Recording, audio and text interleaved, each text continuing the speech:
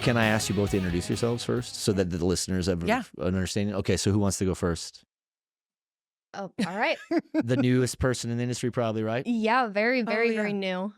So joined Overwatch at end of November, right after I had gotten out Your of the name Navy. is? Oh, my name is Sydney Hartung. Because I had the privilege of meeting you just randomly. Yeah, Okay. because of your friend Tim Kearns actually got me into Operation Hit, and I just so happened to actually have that day off of the ship. So super glad I got to go to that Operation Hit conference or Yeah, we'll networking scratch the event. paint on that. But so where do you live? Where are you from? What's your background? Yeah, so from Belleville, Illinois, Air Force brat growing up. I've been to so many different countries. Air Force brat gone Navy. So right out of high school, 2 weeks out of high school, I went to boot camp as a nuclear electrician for 6 years. So 2 years of school there, 4 years on a ship. I was in Japan for 3 years, Washington, San Diego, and I just moved to Dallas, Texas, or right outside, working in construction for data centers for Overwatch. Yeah, and So that's super random, right? Because we hosted Operation Hit in the first quarter of last year, right? yes, And I'll go into Operation Hit and all that stuff. But this is a great example of how even like we're wearing these cool shirts, 30 for 30, which are just small campaigns, grassroots campaigns that we do. And we can't change everybody. We can't have an impact of everybody, but we could try to make our impact. And it's so amazing because I don't think I was connecting all those dots. I didn't realize that I did probably meet you at Operation Hit as well before you end up at DCAC as a random invited guest. yes. And this is from a guy that I served in the Navy with, who's a Master Chief, right? And he's getting ready to retire. I think in a few months I'm going to his retirement. He is. But the thing is it's so crazy how people find their way into this industry. Yeah. So Jen, who are you and give us your background? So I'm Jenny Hansen. I work, I live in Chicago or outside of Chicago, Illinois. I work for a company called Second City Power. We are a new company, like year and a half, maybe. I'm employee number 1. Oh, wow. And we sell Starline Busway in the Chicago area. We just got Wisconsin, and probably by the time this airs, we'll have Michigan and maybe some other states. Great product. One of the best products in the game. Yep. Yes. So we have great friends there. You know, Alex, Doug, those guys, yes, amazing people. So great. Yep. And I've known Starline for years, but my background is on the low voltage side. So for the last, I don't want to age myself here, but almost 20 years, I've been selling low voltage. So everything in the cabinets, connectivity, everything, the fiber, everything to the switch. From Starline to the switch is pretty much what I sold. But I had dabbled with Starline, and then so coming over here has been a little different. We were talking earlier, like I do not know electrical. When people ask about I'm like, I have to learn about volts and amperages again. You'd be surprised how many people in the game don't know as much as you think about that stuff. I've started to realize just let the engineers do their engineering and mathing, and I will do the selling. Yeah, I'm all about it. So you got people like her that could do long division faster than both of us anyway. So. I'm great at math. I'm just not good with electric. No, I'm just so 20 years challenged. So let's talk, right? Because I get to have both of you on because you both kind of got duped, it sounds like, into committing to do something. So why don't you explain how you got tricked into this campaign, and we'll talk about the campaign while we're here today. All right. So yeah, I was actually on vacation in Vietnam, and I look at my phone at my Overwatch email, and I see an email from Shay, and she's like, "Hey, we'd love to have you do this 30 for 30." I was like reading through the challenge, like walking challenge. I was like, oh, I kill that. Absolutely. I was like, and a t-shirt? Oh, I'm in. And nice. I was like, and then looking at all the people that signed up, it was like, man, just like the camaraderie. Did you work for us at that point? I did. Okay. Yeah, for like a month or so. Okay. So very, very, very new. But then I was seeing all the people who are on it. I was like, oh, this is going to be a great group.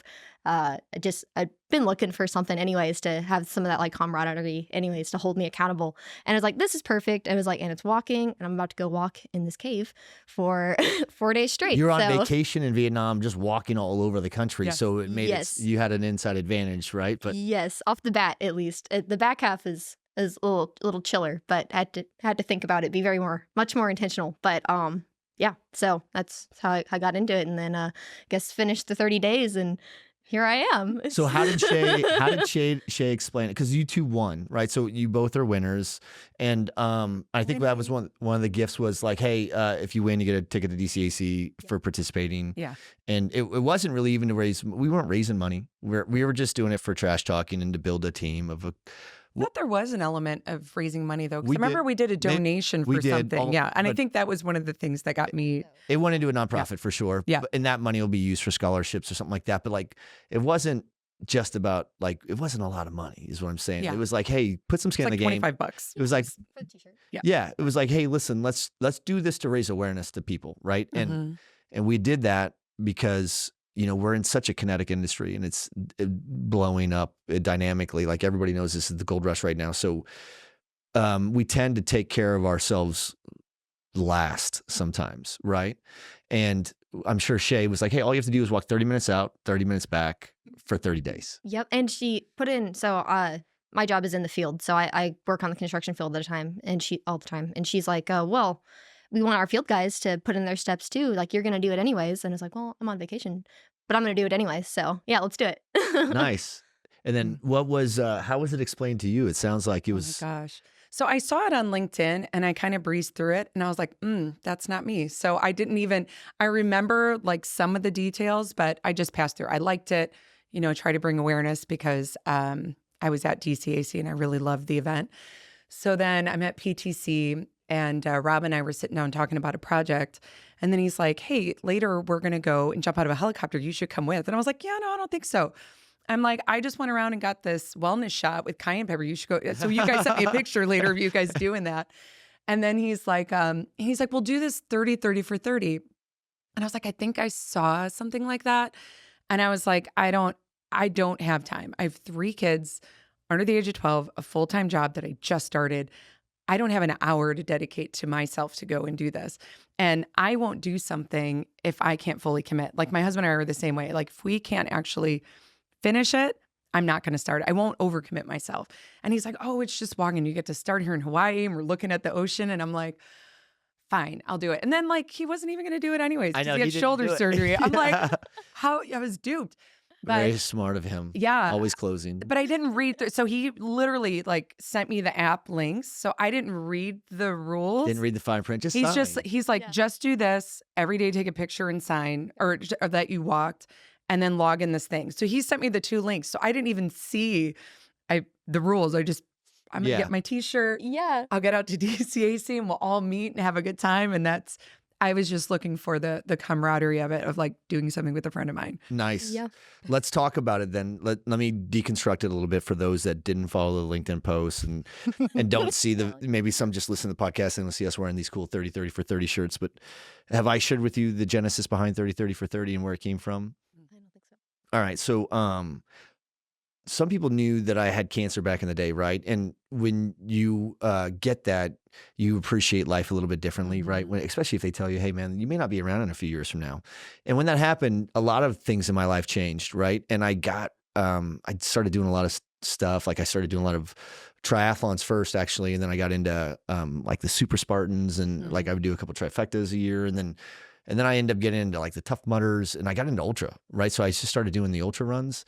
It seemed to be the cheapest type of race. It's just a pair of shoes. Yeah. You know what I'm saying? Like they leave you alone. You're out there running. No one's bothering you, and I kind of like that. And then I got healthy, got fit so I could be a candidate for advanced treatment programs.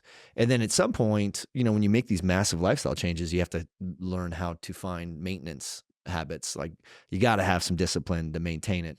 And much like you, most people that have been in this industry for as long as we have circumstances in their lives. It could include being married or having children or whatever. And some of us are starting our careers and may not have that yet, but you'll find that it's really easy when you're trying to grow your career or try to simultaneously grow a family through that we could put ourselves last. Absolutely. And I was spending a lot of time with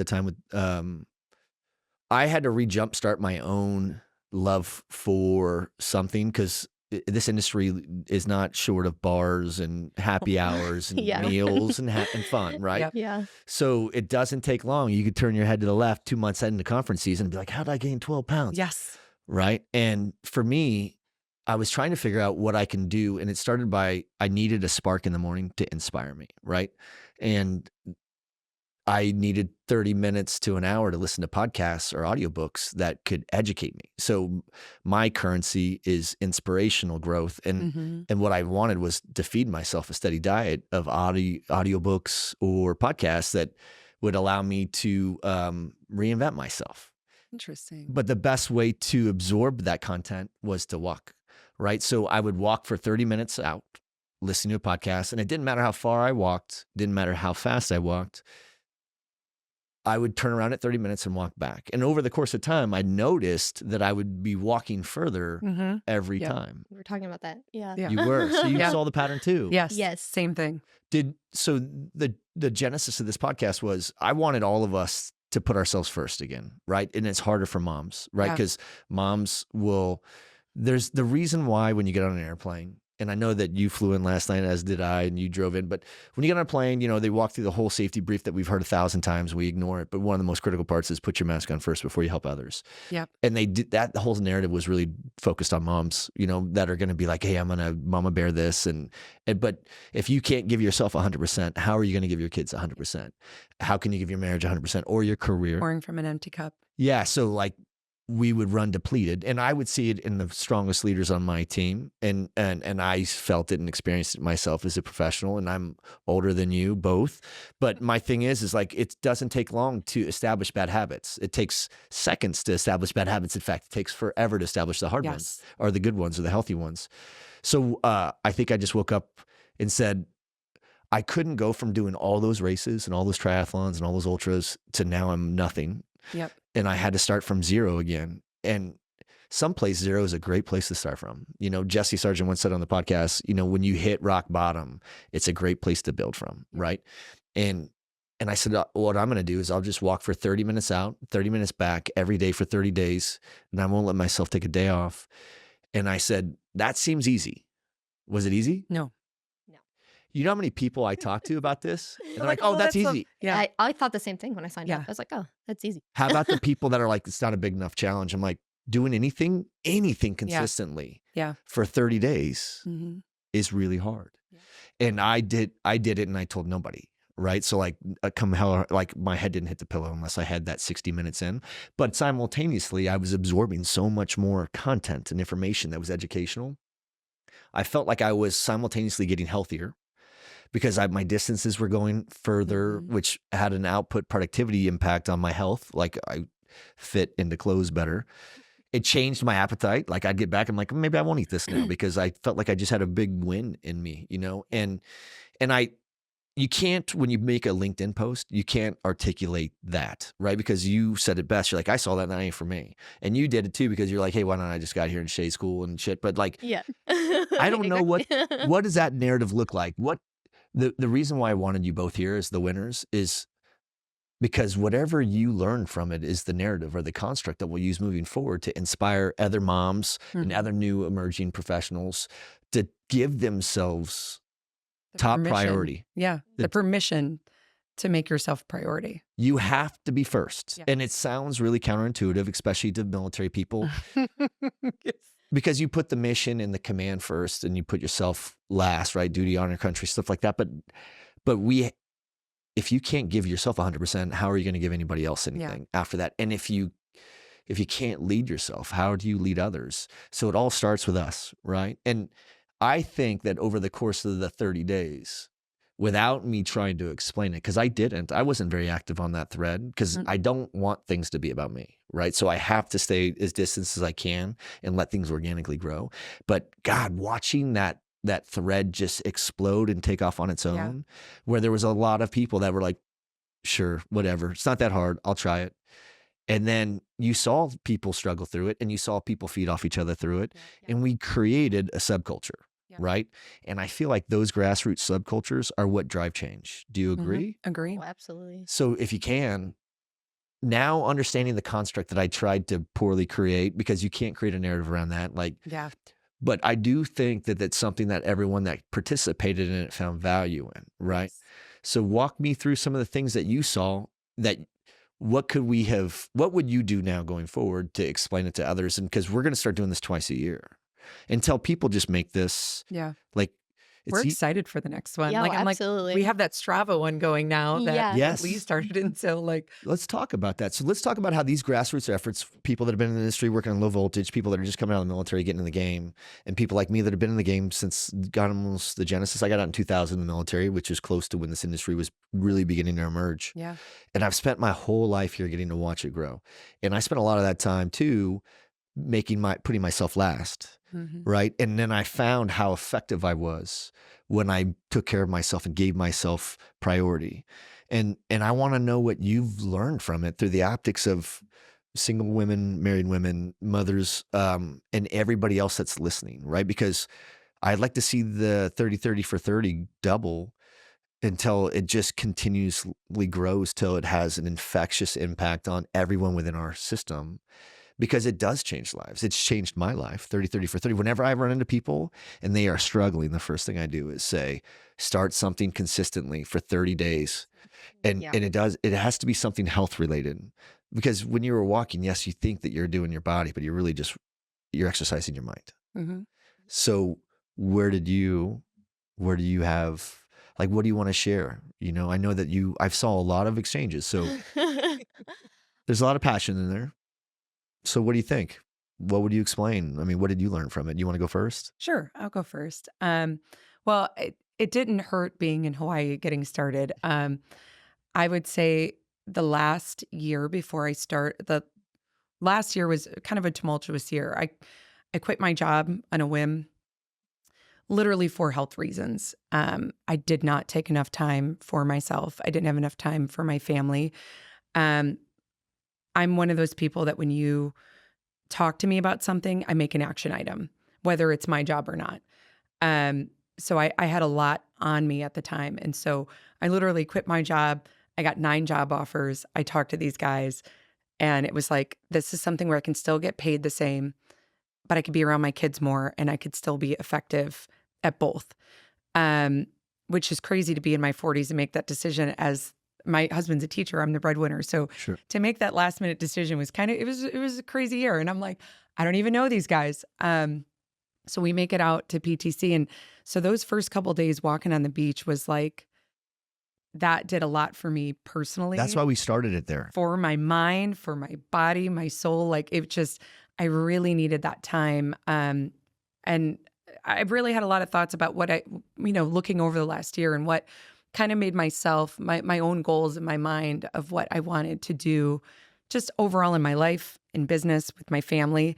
I'll definitely be bringing my family next year probably. But then when I got home, it was a little bit different because you come back to reality and you have the kids to take care of and a household to run, plus the business side. And walking every day, even though I'm in Chicago, so it was like some of those days It was were cold. like, January. I'm like, why do I live in a place where the wind hurts my face? Hates you. Yeah, the cold there. Oh hates my you. gosh. And some of those days, like me and Alan, like all of us that Shay, where we were in Chicago, were like, I can't believe we're going to be out in this today. And I would wait to the afternoon for it to get, at least 20. Yeah. We're like, So cold when you guys were walking. I was like, oof. but just getting in that mind, like you said, you're spending a lot of time in your head. I'm a musical person, so I listen to a lot of music. I sing at church. I have a lot of music is kind of like that's my touchstone for everything. And there were some days like I don't even want to listen to music because I was finally being comfortable with my own thoughts. Like I've worked out and I've done CrossFit and I kind of got away from taking care of myself. And so spending that time, and then I got neighbors to join in. My kids would be like, you're going for a walk? I'll come with you. But it was also inspiring that other people, like I keep bringing up Alan, like he's getting a ruck. Oh, I'm like, I know. what is a ruck? And so I learned about the 50-pound ruck, and he's like, I got a group of 10 guys and we're walking for miles. And I'm like, I'm just walking around the neighborhood. He was Like, pretty inspiring, right? So very he's a stat. inspiring. Former Navy guy. He was on this podcast early on. He was on the same submarine as I was on, different times. Oh, fun. And I was doing like Data Center Hawk or Data Center Frontiers podcast video, and it had my submarine on the back on the wall, and he saw it, and so he reached out. He goes, "Hey, I'm a Memphis guy. I'm a Proud of the Deep," and because that fraternity, right? So we Yeah. started talking, but he's just done a massive transformation too. I Yes. want to say like 50 pounds, Yeah. something like that. I thought he or Lee something would be on here because Yeah, but they both have done really well. Yeah. Lee's done like 50, 62, I think. Yeah. And they were just so inspiring. So by like day 15, I'm like, well, I'm not going to be a chump. I'm going to. Yeah. So I started, I Exactly. started like, maybe I'll add a 15-minute Tabata every day. So I started adding in a workout after my walk and trying to do something a little bit more challenging. That now that I got my body moving, I'm like, maybe I get back to CrossFit. Because my husband, he CrossFits. I built out a gym in the garage for him so he could do that. And I'm like, whatever, you do that. I don't have time. But making that time somehow made the day or everything else going on more manageable. It's kind of, I'm a very strong Christian as well. Like if I'm not in my Bible every day, if I'm not in the Word, my day goes to crap. And honestly, getting that workout in on top of that, like I would do my readings and then I felt like I was able to accomplish more in the day where before I thought I didn't have the time to do this. Yeah. Because I had too much on my plate. And now it was like everything seemed more manageable because I was in the right headspace and I had more, I don't know, just energy. Yeah, your output and your productivity is definitely increased when you crank that engine up like that. Yeah. And I also felt like the feelings that I would have doing those, like accomplishing the same thing over and over again every day when you get done, is there anything more addicting to the high that you have when you're like, Yeah. Like, oh, I did it. I did it. I'm better than you and I'm better than you. You know what I'm saying? But I'm like, who else? You know, I always used to tell my kids, I'm like, how many other friends do you have that have done the same? You know, they're consistent and able to do those things. I think that having the ability to control your mind, to be able to hold yourself accountable is a superpower. Yeah. Didn't it feel empowering when you were like, It definitely felt empowering. I don't know if I felt that I was better. Like, I'm joking. I know, I'm but totally like, joking. I really did just, I don't know. You just feel good. You feel like you have some wins. Yes. Something. Yeah. Yeah. Like definitely felt like a Wonder Woman after that. You feel like you've accomplished something, like everything else. Like I've accomplished a lot during my business days before, and then have been massively underwhelmed with my day of accomplishments overall because I'm like, I didn't do anything for me today, or I ate like trash today, Yes. Oh, or I didn't get enough sleep, or I'm up too late, or I didn't, you know, and I'm like, ugh. But if I get my workout in, I feel like at least I didn't quit on that, you know? And sometimes the workout, like helps you make better decisions throughout the day. 100%. Because I'm like, why would I do that and then go ruin it? Yes. So like, I want to go back to that because I believe, you know, I fundamentally believe that we individually have to be successful at what we do. We have to be inspired by what we're doing or who we're working with or what, you know, what our mission is. We have to feel safe, meaning like we should fail forward and be able to ask all the stupid questions we fail want. fast. Yep. And as long as we don't make the same mistakes over and over again, we should be able to grow through failure and feel good in those environments. Yes. Plus, free of the politics and the diplomacy that comes in really shitty leadership cultures. But you also have, you know, to feel fulfilled by what you're doing. And I have personally learned that I can't be fulfilled by what I'm doing with my work unless I'm doing something that's in service of my purpose, right? I could be really good at what I was doing, and I made the mistake of thinking that mattered until I realized that it still wasn't like, hey, if you do all these things, then you'll be happy, and then you do those things, you're like, I'm still not happy. And like, well, that's because that's not what you're supposed to be doing. Yes. Yeah. Go do that, and then you'll figure out how happy you are. But I also think amongst that trinity that there's another side of us, and we have our faith, our spirituality side, our emotional side, our mental side. And that's where we got to go to war with ourselves, you know, the inner bitch versus the inner champion. But we have to take care of our body, right? So the physical, the emotional, and the spiritual all need to be addressed on both sides. And I felt like the 30-30 for 30 allowed me to do a little bit of all those things. And I laugh at any of these fools that are like, dude, dude, how hard is that? You mean tough guys tell me that? I'm like, just do it then. Yes. Oh, you can't? It's not physically hard. I mean, and sometimes it is physically hard, but it's so mentally. You're not at war with your body. You're at war with your circumstances of life. Yes. Because you're horse trading now. Before, maybe like, I believe, did I meet he was a Navy nuke as well. Yes, my husband. Okay. All right. Wasn't sure. So like, if you think about this, like you have to take care of, you got that, you have your husband plus some shit, you know, so by the time you're done, I'm like, well, are they first or last? Right. And the reality is you give them more when you make yourself first and you put yourself first. So did you find how you would shift. I always looked at it more as setting boundaries on certain things around people, and some people will respond well to that and some don't. Yes. But like now I'm horse trading, saying no to people. The most powerful word you could ever use on Yes. earth is the word no. And I'd be like, no, I can't do that. Why not? Well, I got to get this done still. And for people like me or people like y'all or travelers, you're here, traveling and maintaining this is hard. And there were plenty of people like Terry Klug or We're walking at Jen the Renninger. airports. Yeah, they were using their Couple layovers of to the those. airports, Yep. or Yes. they were like, I got to the hotel, I had to go down to the hotel gym and get my 60 minutes in before Yeah. I go to bed because I have to maintain it.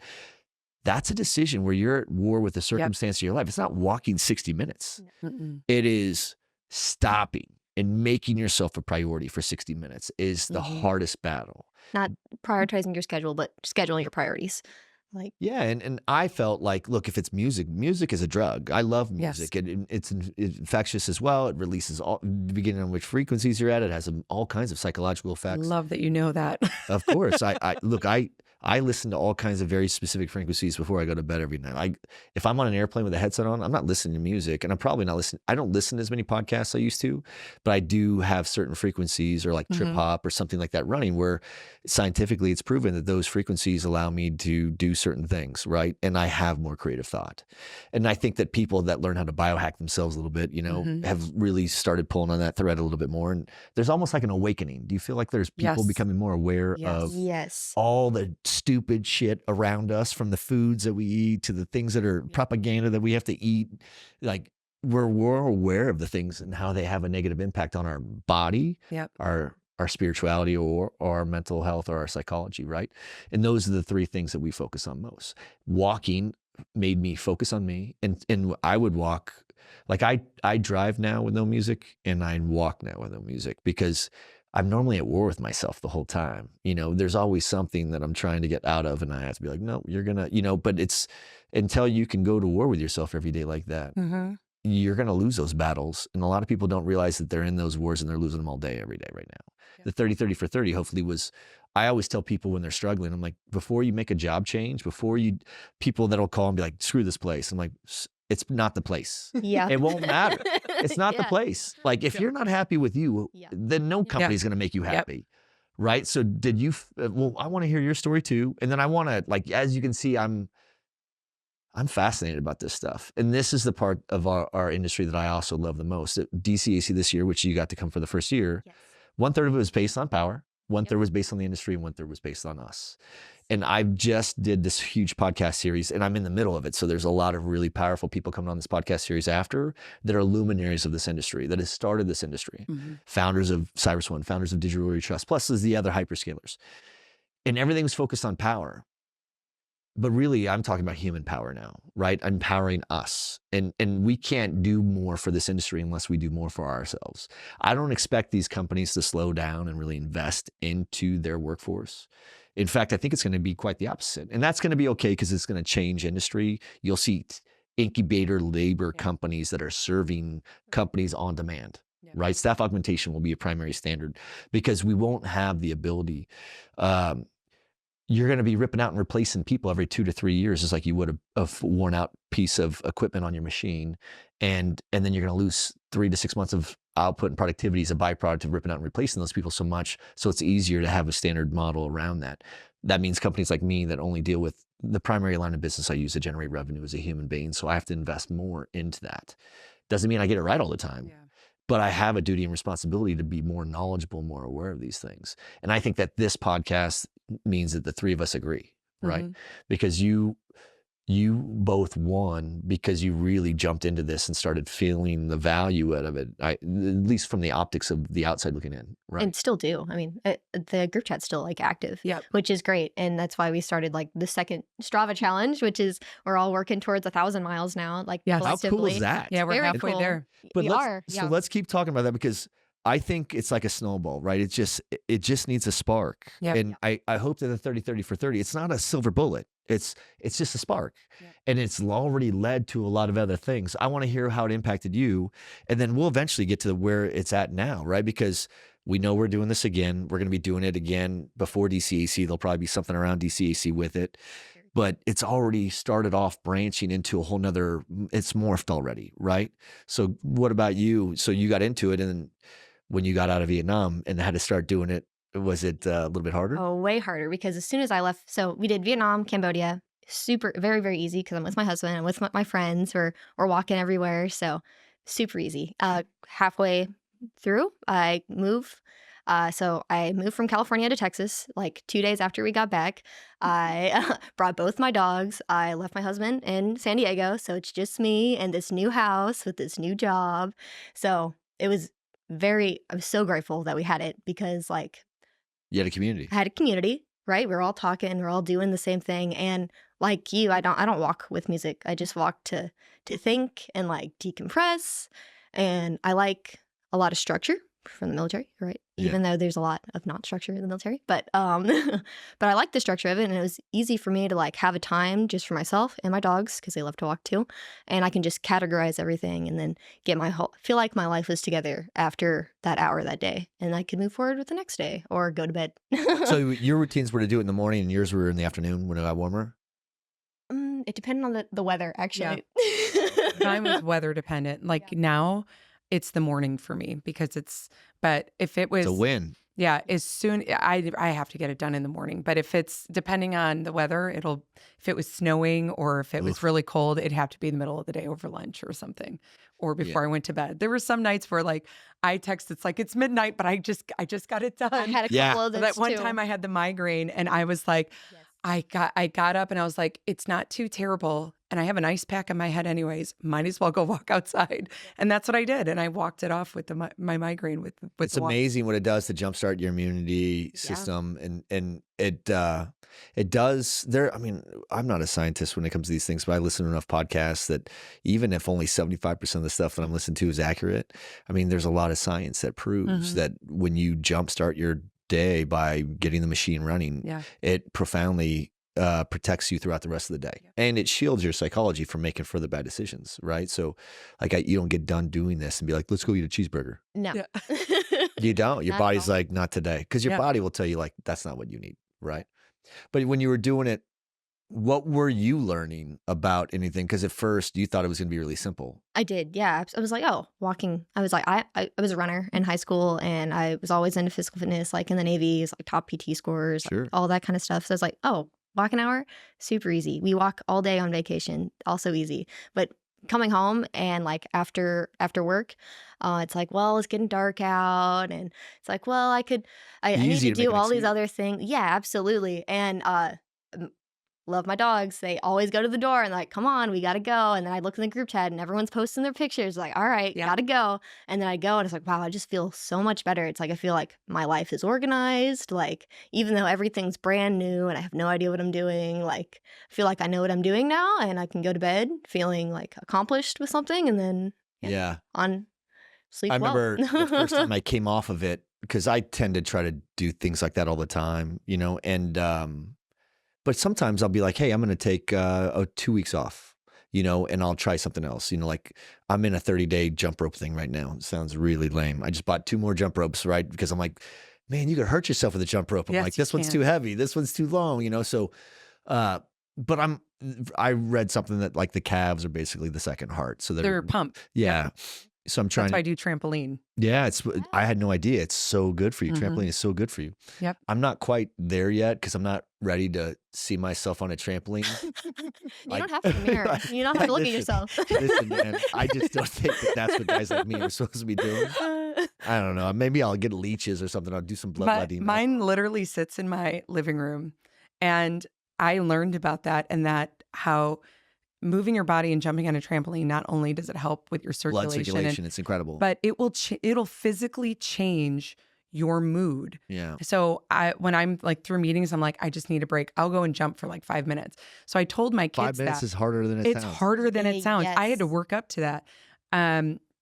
But my kids, I told them about it. My kids are sponges. Like if they like, that sounds cool. So like if my kids get in an argument or I get in an argument with my kids and we're having like, and they're just in a bad mood, they will now self-regulate and just get up and go jump on the trampoline and be like, oh, I feel better. It is And amazing. it just changes the trajectory of our living situation. It's also, I was just following something yesterday where it really helps a lot for your body. Like, if you're not, I mean, you can't be aggressively jumping, but you're up there doing a lot of things. And if you're moving your upper body the same, through certain ranges of motions, it really does a lot to take all the tension off your back, your neck, and your shoulders too. So I'm like, why aren't we doing more of this? You know, Yes. but my thing is when I take time off and I have a gap in things, because you should taper sometimes, right? Like I would do when I was doing triathlons, I would have very specific training plans, and then 1 week before the race, I would really begin tapering down, letting the body heal a little bit before the race, and then I would take breaks after those races. I wouldn't get right back into it. And some people are like, dude, you got to be in the pool the next day. I'm like, no. I need to want to do it again. I need to want to do this. And if you make me do it every day, then it's no longer something that I find value in or love. Now it's a chore. Yeah. And I look at it and I use it in a way in which now I walk away from it no longer as a chore. It's only an advantage or something that I know is like, if I don't feel good, if I just landed in a town and I just went to the hotel, if I have to, I'll cancel a meeting or two and go hit the treadmill or just walk around the hotel town, depending on where I'm at, and then come back. And then I'm like, man, I feel like I just drank 3 cups of coffee. Mm-hmm. But isn't it crazy? We're 60 minutes, 30 minutes out, 30 minutes back is, it gives you the ability to get more hyper alert and more focused. So was it ever hard enough to where both of you were like, hey, I can mail it in today?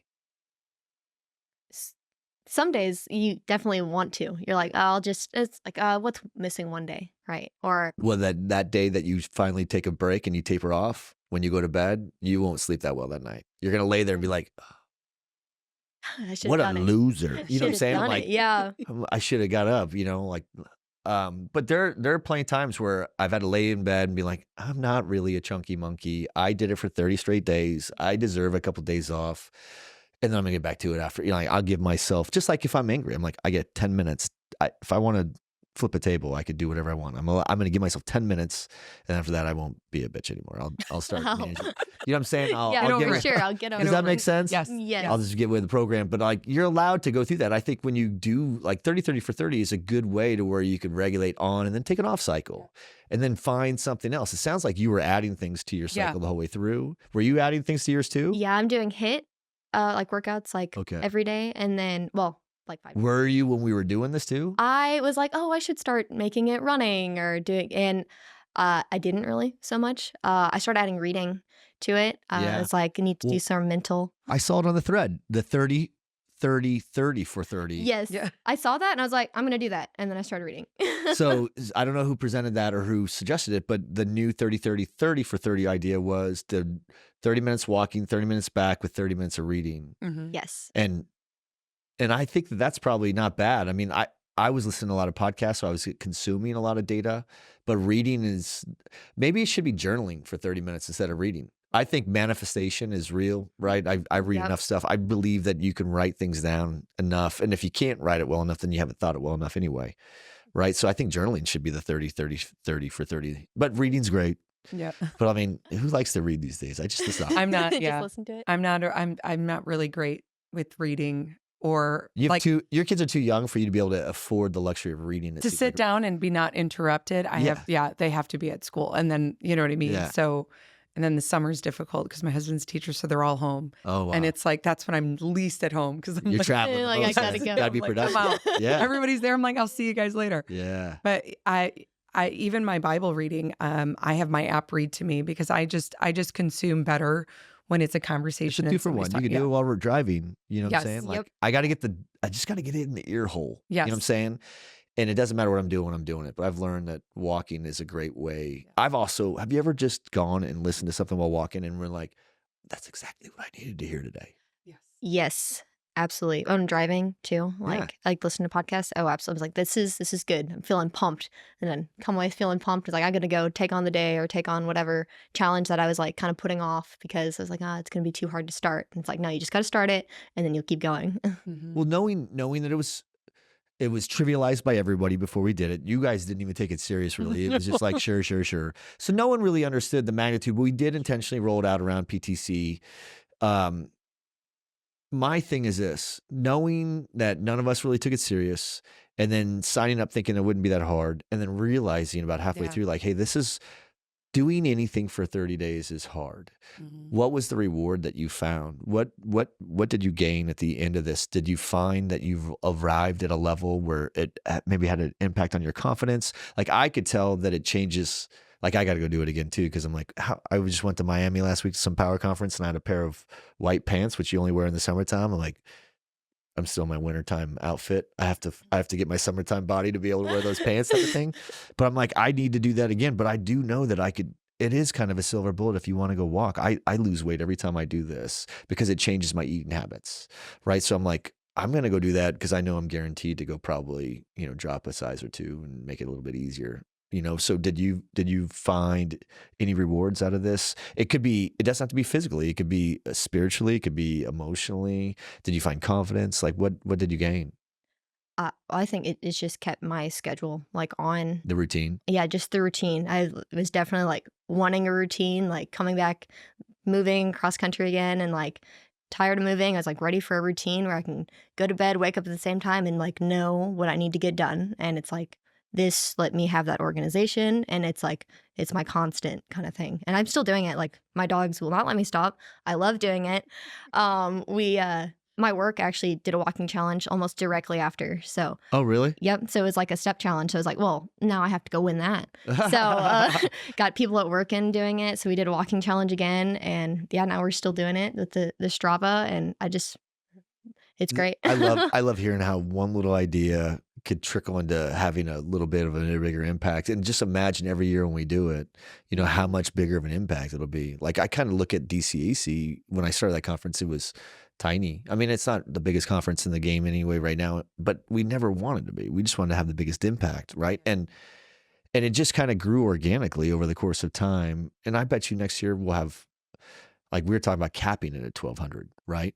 So like the thing is every year it grows organically. It was just grassroots. It was just David versus Goliath stories. And I hope that 30-30 for 30, as it evolves to maybe the 30-30-30-30 thing, whatever, who knows what we call it, but maybe it moves into a completely different thing. But did you find any specific rewards out of it other than the I do like the consistency that it offered, but I found that didn't make it easy for me to structure my day. That gave me almost like you could give yourself your own affirmation, knowing that you've accomplished something. And I need that positive momentum every day. I need to win from the minute I wake up as soon as I get out of bed, within 30 seconds that bed's made, right? Like Yep. I just have these routines that I get into because I'm building one win after the other. That's a win. That's a win. That's a win. And then by the time you're done, you're like, man, I'm unstoppable today, right? Because I've had 5 wins and it's 10 o'clock. What have you done, right? So like, I just feel like that's what I need to gain momentum. So I have to, that throws logs on the fire for me. Was there a reward that you gained from this at all? I feel a physical reward from it for sure, and a mental one. Well, both of those for sure. But Yeah. For me, I would say it was kind of hard to see at first. It was looking back like, it's like, I'm just doing that. Like I kind of felt defeated at first because people were doing crazy, amazing things. Like you've got, people were skiing with their mom that just had surgery. Yeah. And I'm like, I am just this chump walking around the neighborhood. But I think overall, when I looked back, when it got into like past like day 15 and day 20, where it seemed like it would get easier, it got harder to stay consistent. It was really giving myself permission to take care of myself. I saw that it made differences in my day, where my day was easier to manage. I was getting more done, like you were saying, just more output. Like even my husband would come home, he's like, Mom kicked ass today. Like, look at the house. And I still worked. And I was like, I just had more energy. I had there was a part like, oh, I'll probably lose a whole bunch of weight that I put on in the last 4 years. I didn't lose weight, but I made better habits. I started eating differently. I started adding different things. So physically, I feel better. And I like that on the chat. We're all kind of weird with our, we have the structured water, and I have the grounding. Everybody's making fun of the grounding sandals, and everybody travels with their pillow. And I have grounding sheets and all of that. Like to have like a group that had kind of the same. Like I thought I was on an island. They're all nerds. we're all nerds about biohacking. Yeah, I love it. And I think what I was missing is like, I don't do a lot of things for myself. I'm always doing things for other people. That's just, I have I don't know, anxious energy from just trauma in my life. And so I have always done things for everybody else. And I find it really hard to do things for myself. I feel really selfish when I do it. And having the group all talking together and kind of doing the same things, and that made me accountable because I was doing it to keep spurring on other people. Sure. Still wasn't about doing it for myself, but it was a very inspiring Yes. thread. It still is, right? And still just the result out of it is I gained a lot of the benefits physically, mentally. I've gained a whole bunch of friends. And now I have these great habits now that I've kind of lost over the years, ever having the kids.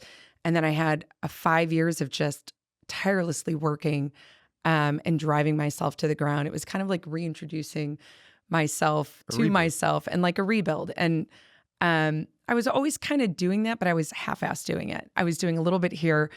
I would pick up things all the time, and I'm like, I already do a 30-day thing. Like I'm doing a lymph node challenge thing of just draining my lymph nodes every day for 30 days and seeing what that does to my body, and it's been amazing. So the 30 days did kind of, it's just the walking thing that was turned me out. I'm like, there's no way I don't have an hour to do this. But I am now more consistent in the physical part of taking care of my body. And now it's kind of that same thing. I never had energy for my kids. The weekends would be like so difficult. I was just like, I'd work all week, and I'm an introvert. So like the weekends were for me to recharge and just like sleep. And now I don't do that anymore. Like it's I'll do like 2 or 3 hours on the weekend now. It's like, oh, if I have the time, let's just go. But I get that out in my workout. I get that out in my hour where I kind of recharge my batteries. And the weekends were just, I'm like out in a trampoline with my kids. We're out doing walks. Like before I got on the plane, we were playing wiffle ball. Like my husband really wants to build wiffle ball in the front yard. And I'm like, it's not going to fit. And he's like, it will. And I'm like, well, it'll be like a half size.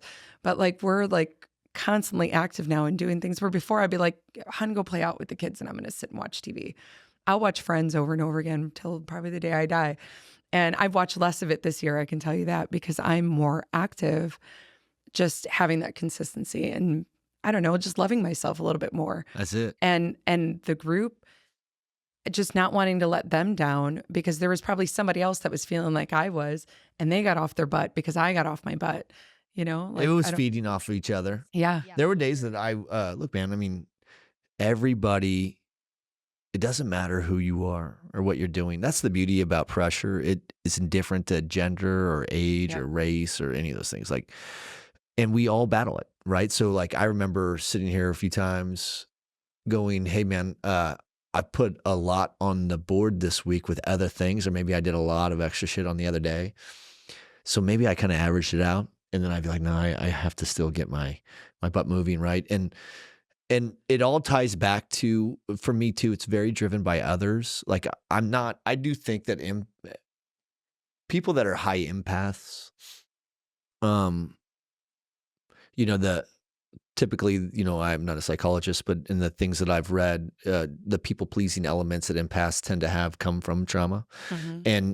And because of that, they don't ever have the ability to put themselves first. Mm-hmm. And I think that all of us, when you first start your career, you don't necessarily need to go through that human reset, but let's be honest, you're going through a transition from military into the civilian fleet, and that is its own that's a life-changing event, right? It's very different, yes. It's massively different, and that's a whole nother podcast, right? In terms of, and one day we may have you on that to talk about it, but that transition is hard, and that's a human reset that you're going through right now. Everything that you've been identified by or as up until that point was what you were in the military. Yeah. And it's like weird. It's like how I introduce myself still. They're like, oh, where do you come from? It's always back to the military. It's like, like trying to rediscover who you are without it kind of thing. So yeah, it's like having that group. You're going through a human reset, maybe not necessarily as much on the physical side, because it seems like you've always kind of been that, and the military does a good job of keeping us fit. They try. Yeah. Well, most people, but I'll say, you're going through like the mental reset and the spiritual reset that goes with transitioning from something that was, a multi-billion-dollar warship that you're on. You're dealing with reactors, and there's significance there. And now, it's hard to find significance in what we do every day. I find no problem finding significance in what we contribute to. We're building the sky for the cloud and the home for AI. that's pretty significant, right? Everybody that uses technology is dependent on us to do our jobs. Yeah. I feel it's more significant than what we were doing in some cases on some days when we were in active duty. True. You're going Okay. through a completely different human reset, right? And yours was trying to rediscover that Jenny 2.0 model or whatever it is, where you're like, I used to put myself first. And then the circumstances of my life introduced so many new variables. And I just went with those circumstances, and you're in a triage mode almost at some point, especially as parents. I'm a parent, right? You grow up with your children, you know, especially the first one, right? So you're really not learning a lot of things until you're going through those situations. And it's not until a 30 for 30 or something that has a construct, a healthy construct, that you can be like, pause, stop what you're doing and focus on you for 1 month. That's it. That's all it was. Yes, there was walking, and I shit on all these people that would come and be like, what if I don't like to walk? And I'm like, I don't know. Like, you're missing the whole spirit of what we're trying to accomplish. Like, let me ask you a different question. When's the last time you stopped to make yourself a better human being? Have you ever stopped to give yourself 30 days to be a better version of yourself at any one thing? How many people do you think do that? Not many. No. No. But I don't think it's because they don't want to, right? I mean, like, you did it because we came out of the military. You did it, and you're like, nah, I'm not down for that. And finally, like, yeah, okay. Because you said no to so many things, you had to finally say yes to something. I was asking you. Well, and it's a friend, really. It's when a friend, if it's somebody, again, that accountability. Like, if I didn't know Rob, like if I had talked to you and I don't know you, and I've been like, probably not. But it was a friend saying, like, you should really do this. Like, you've been doing, you just changed jobs. You got, like, he talked me into, like, what I needed to hear. Yeah. It's kind of like those podcasts, like, you listen to it and it's like, that's what I need. Rob was like, we're not even that close, but that's what I needed to hear. Sure. Like, whether God put him there or whoever, it doesn't matter. Somehow I needed to do this. I didn't know I was going to be here at a podcast talking about it, but I'm forever grateful that, like, I'm just glad I didn't jump out of the helicopter, though. How do we convince others? No, you missed that. That was that. I actually totally fell would've from done it that. at 30 feet I know. I I saw and got a saw black that. eye. Yes. It was awesome. All right. So in my defense, Hoist Gracie's sons were doing it the week before, and I have done it already at a higher place. So I'm like, take me down low just in case I fall. But I said, but if Hoist Gracie's, one of his sons is an Army Ranger, I guess.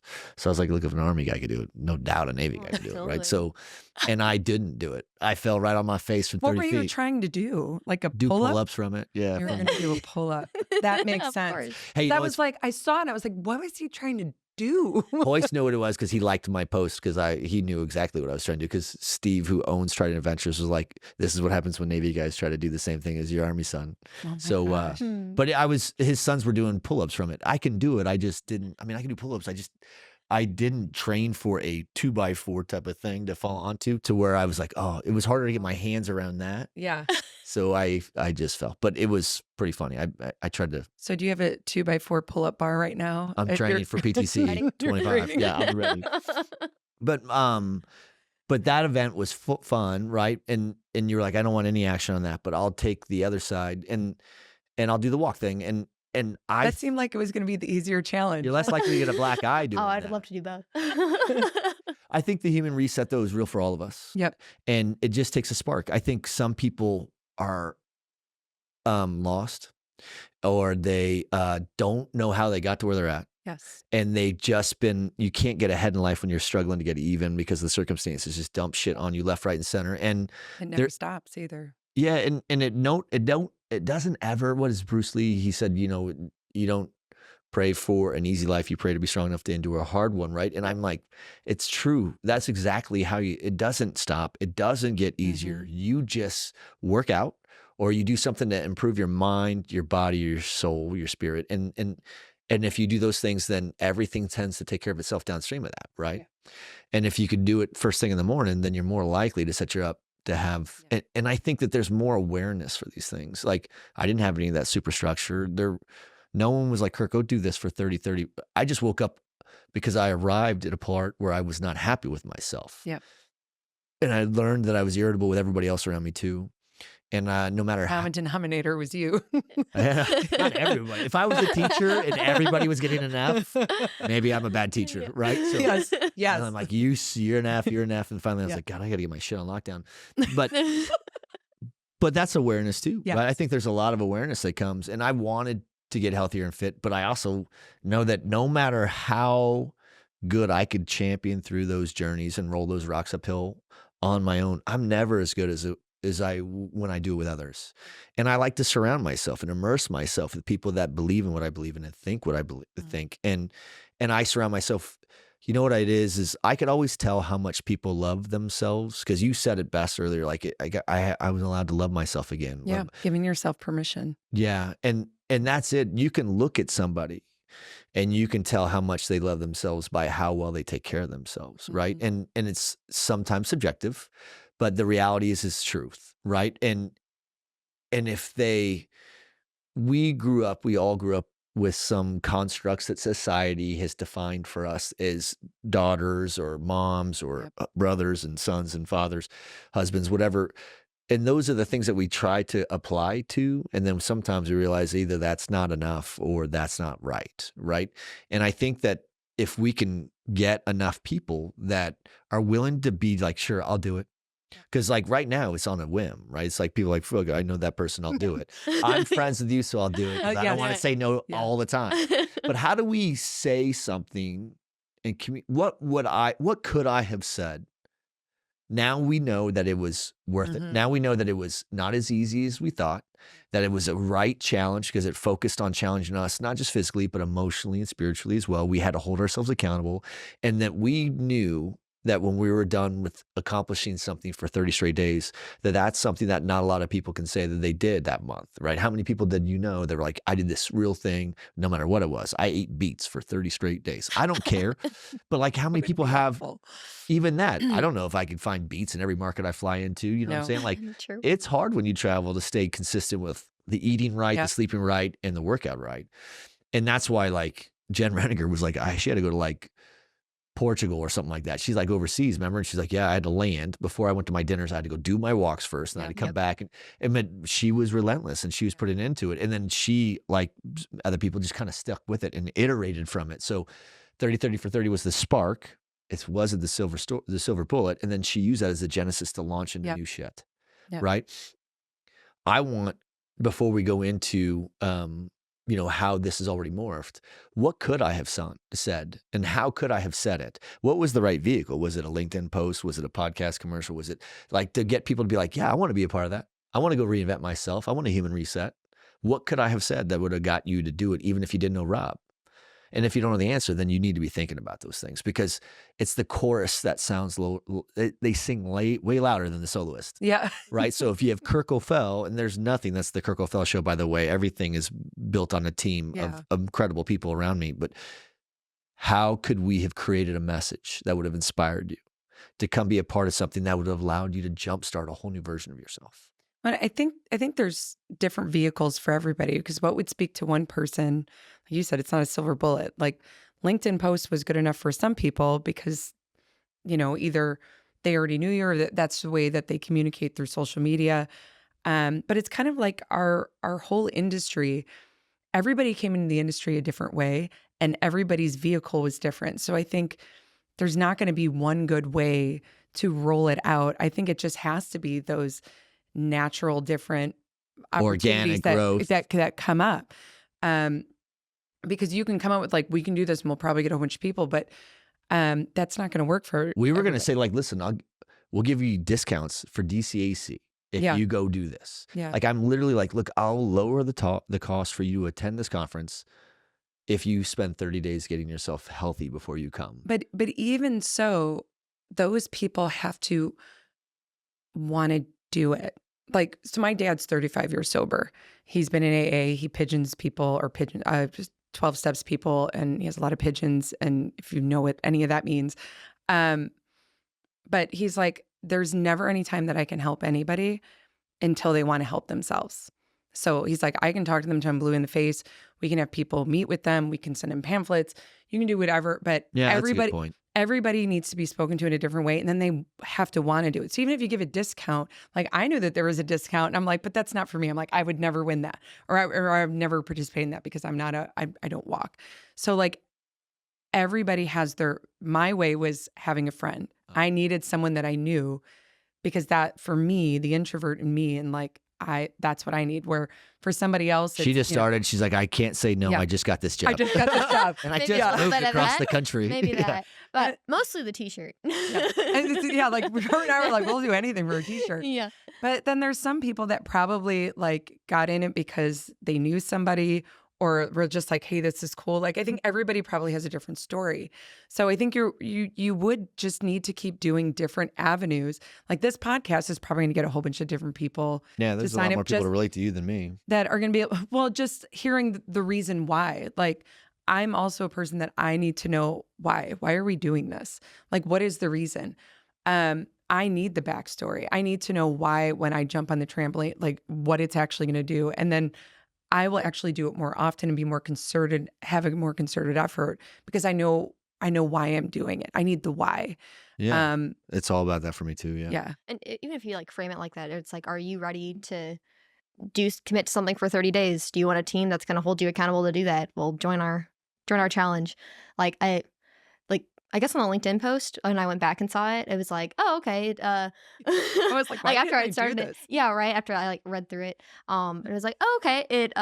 Which I did see it before the challenge. I think but, what we have to do is probably make little video clips. Shay could help make video clips for that stuff. Yeah, Because I think people will listen to that more than be like, I don't have time to read this whole dissertation right here. You know what I'm saying? true. And it led off as like a walking challenge, and then 30 for 30, and I read the whole email because it was in my email. And just the way she phrased it was like, it related to my job specifically. It was like, hey, you're already out in the field. Why don't you also count your steps there? Why don't you do that for like an hour? So it's like you're saying, like it needs to relate to specific people. It's not going to hit a whole audience. But I think are you ready to commit? I think that a lot of people will want to join in on that. And if they don't, then they're not ready to commit. There's a lot of people. That's the one thing about our community, the data center community. Everybody is in the community because of somebody else. There's a network, and there's interweaving different types of networks that are part of the one larger network. And I think that each one or everybody's kind of gotten into it in a different way. So it just has to be a different avenue for everybody. We just have to flood a little omnipresence out there where people can pick it up at whatever they're ready for, I guess. But I was hoping, that was a horrible answer, Jenny. I was hoping for something really profound. That was like, that's the silver bullet. I'm joking. It was awesome. I'm joking. What I need is, I was hoping that there was something that we could have said, because I agree with you on, we don't control demand. Yeah. Right. But we have to allow them to discover the value before they could discover if we can't The benefit, articulate that and codify it in some way, if we can't explain why there's value to it, doesn't matter if they see it, even if they have a demand for it, if they can't understand the value to the demand, then we haven't articulated it well. And I think that there's still more that needs to be evolved in the messaging, right? And I don't think there's any one messenger. Like I'm definitely not that, right? But I think I'll need you two to be we're thinking evangelists now. Yeah. Well, think about it. Like, yes, Exactly. that's very true. You're both hired. Everybody that's been on the challenge can share their story, and their story is you can't go against what someone's testimony is. When somebody says that this is what I did, they can share it. And this is what it did for me. This is what it did for me. And my story might not help everybody, but maybe somebody else, shares that story with somebody else that they know, will finally speak to them. But it's kind of like the same thing with DCAC or any type of conference. You put out who are the speakers and what we're talking about. People come because of the content. What is the content? Who am I going to see, and what am I getting out of it? So it's no different than this. Like, what is it that we're doing? What are we going to experience, and what do we get out of it? And then I decide if I'm going to go or not. Like, I really didn't think I would be a walker. And I did. I started jogging at one point, and I was like, I don't think I'm going to do that.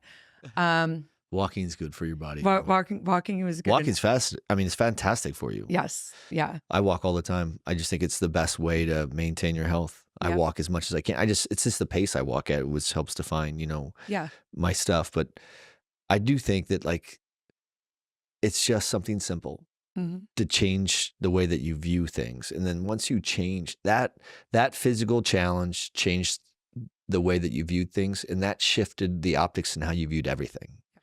And I think that we need to find more of those triggers that allow more people to be like, how many people are going to listen to this podcast that may not be happy with the circumstances of their life? and may want to do the next 30 for 30, Mm-hmm. right? And how do we roll them in, right? Because there's 30 for 30s now is looking to iterate from that with some other things, either reading or journaling. And then there was a breakout. What was it morphed into, I think it was Lee, right? Lee. Yep, Yes, Lee Lee. started it. Yeah. So It was Lee, like the megawatt mile. Oh shoot, what's her name? yeah, he started a Strava team, Yeah. right? Why And can't said, I hey, think of let's it? see how many people we could put on here and how fast we could walk collectively. Megawatt. Milers or something. like Milers, that. I think that's what it is. But he's trying to But clock 1,000 miles. 1,000 miles miles. Yep. accumulatively between like- all of us. Yeah. Yep. Maybe we need to set a goal and see if we can do that before DCAC or something like that. I don't It's know how- before May, I think 20th. Okay, so So we can start another one. Yeah. yeah. We have till May 20th and we're halfway there. And that's not, again, like people are like, are we raising the money? And we're like, no, we're just holding each other Yeah. accountable and using a support group, a team, a community that is there on your bad days. And then Mhm. you're there on your good days to help feed back into Yep. that cycle. Because like a lot of the reasons why I do the things that I do is, one, I feel like I have to be fit and healthy to be able to lead the people that I lead. Mhm. And the people that I lead, they expect a lot from the people that lead them, right? So Mhm. they're not going to let someone just show up in front of them and doesn't have their shit together. Yes. They hold a pretty high standard, and they're all talented enough they could take their passion and their talent and their network and they could go park it anywhere else, right? So you have to find a way. I mean, this all works on the inside. You work for us, but pretty far removed from, it's not like we ever engage, right? But Yeah. my thing is we're trying, you should feel it from the commander's tent. Like I'm trying to push it down, and I'll know it's arrived when, Napoleon said the commander's intent is solid when the corporal understands the general, right? Yep. And it takes a long time, not that you're a corporal and I'm a general, but I'm saying you're on the outside in the field and I'm on the inside trying to create these things, and not everything sticks, right? And not everything passes down, right? So we're trying to create this thing. And I think every company's trying to create a healthy culture. Yeah. For sure. Yeah. And people like recognize that when they like join a company. It's like the first thing I think you should ask if you're in an interview is like, how's your culture? Because if you have a bad culture to start with, it's like, it's even if you're like the best in the business, then you're going to fall apart at some point because your people are your greatest asset. And if they're failing, then your product's going to fail. Yeah. So you're just going to lose people even if you are good at your job. And then if you have bad people and a bad culture, your product's just going to be bad. So The output will be. And I agree with that. The last companies that I've worked at, I literally would tell the people that were hiring me, I'm like, you're asking me to literally get a divorce from the family that I've just made a family with. And I want to know what type of family I'm moving into and is it healthy? Yeah. And there was a couple of companies I didn't stay at long because they weren't healthy Yeah. like they said that they were. So I think that has a lot to do with it is what that culture is. But also the other thing I wanted to say that I really wanted to gain from the getting involved with the 30 for 30 was I've kind of left, I'm still in the same industry, but I kind of left everything that I knew and everybody I knew to come to this side. Like the electrical side is completely different than the low voltage side. It's a completely different level. I've moved up in the process of building in the data center. So technically this is a whole new network for me, even though I've been in the business for a really long time. So I really wanted to meet people. And if anything, that's what Rob really convinced me on was you'll get to meet all of these people. And when he was showing me the people that ran, I'm like, well, I definitely want to meet these people and make them my friends. It's a good way. I mean, look, a lot of the networking, sadly, I say sadly, without sounding like a really bad hypocrite, a lot of fun networking only takes place with loudmouth soup sitting in front of you at some, PTC or some other conference. You'll learn these conferences as you go, and they're fun. Yeah. But why can't I have healthy hours just like I have Yes. happy hours, right? Yes. So I have Mike Sorelli, who was on the podcast the other day. Yes. I- I'm in the middle of watching that. I love watched it on the way up, Yeah. actually. That guy I have known of him for years, clearly, right? And he is, if this was like Spartan, 300, he's Leonidas type of thing. He's the SEAL. He's the real deal, right? He hosts the Men's Journal podcast because he really does, he's the full package. Having that guy come to DCAC, I mean, last year we had Dakota Meyer, who won the Medal of Honor. He just finished the Texas Ironman, I think, this weekend. But Mike is just another one of those people that could stand in front of you who's incredibly validated and can talk about stoicism for men and women or the things that we need to do to hold ourselves accountable. And it matters. He speaks in a way that makes sense to me. In fact, we're going to be hopefully unleashing him on the industry a lot more to go do a lot of corporate leadership training that's focused on healthy culture. He's doing it for us right now, right? Carly used to work for him, right? So getting as much of that talent into our culture is possible is priority, because culture is bigger or more important than strategy, they say, right? Absolutely. So having that talent. So next year we'll have at DCAC, he's speaking, he'll do a 50-minute interactive like Dakota did, which is basically anybody could ask any question anonymously to him. And I was just facilitating the questions and he would answer. But people were asking incredible questions that were vulnerable. Like, Yep. hey, what is a person that's as badass as that dude? Does he have bad days too? What do those look like? Oh, Yeah. so if he does, then I do too. Maybe. Does Yeah. that make sense? Yeah. And I put him on the podcast, not because I humanized him, but because I think that he speaks in a way that others can find a great deal of value Yeah. in. And I'm just trying to help connect that. And he's former Marine, he's got a little bit of everything. I think being a former enlisted Marine and then being an officer SEAL, that's the ultimate Mustang, right? Mustangs are Yes. people that were officers enlisted, and they have a huge advantage of how they lead. Yeah. But going to two different branches and doing it from the extremes that he was at, I challenge people to find people that are as Yeah. equipped to lead as that, right? They've just been trained, millions of dollars gone into his training on how to lead. But if he's coming to DCAC, we'll rent out an entire gym and do like a healthy hour in the morning where people come in and he leads us men and women through workouts.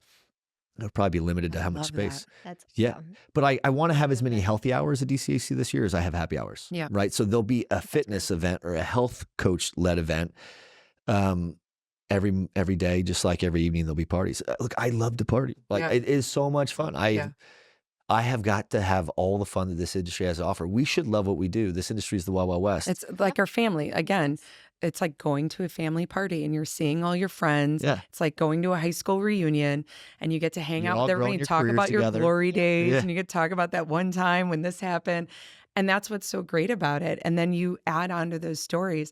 But, you know, we should just do it while we're drinking. Let's do it while we're sweating it out. Yeah. Let's do it. because Yeah, let's I do a- some team events. I definitely do enough That'd be fake fun. drinking doing to the events because I can't, I'm in my 40s. I can't hang like I used Yeah. to.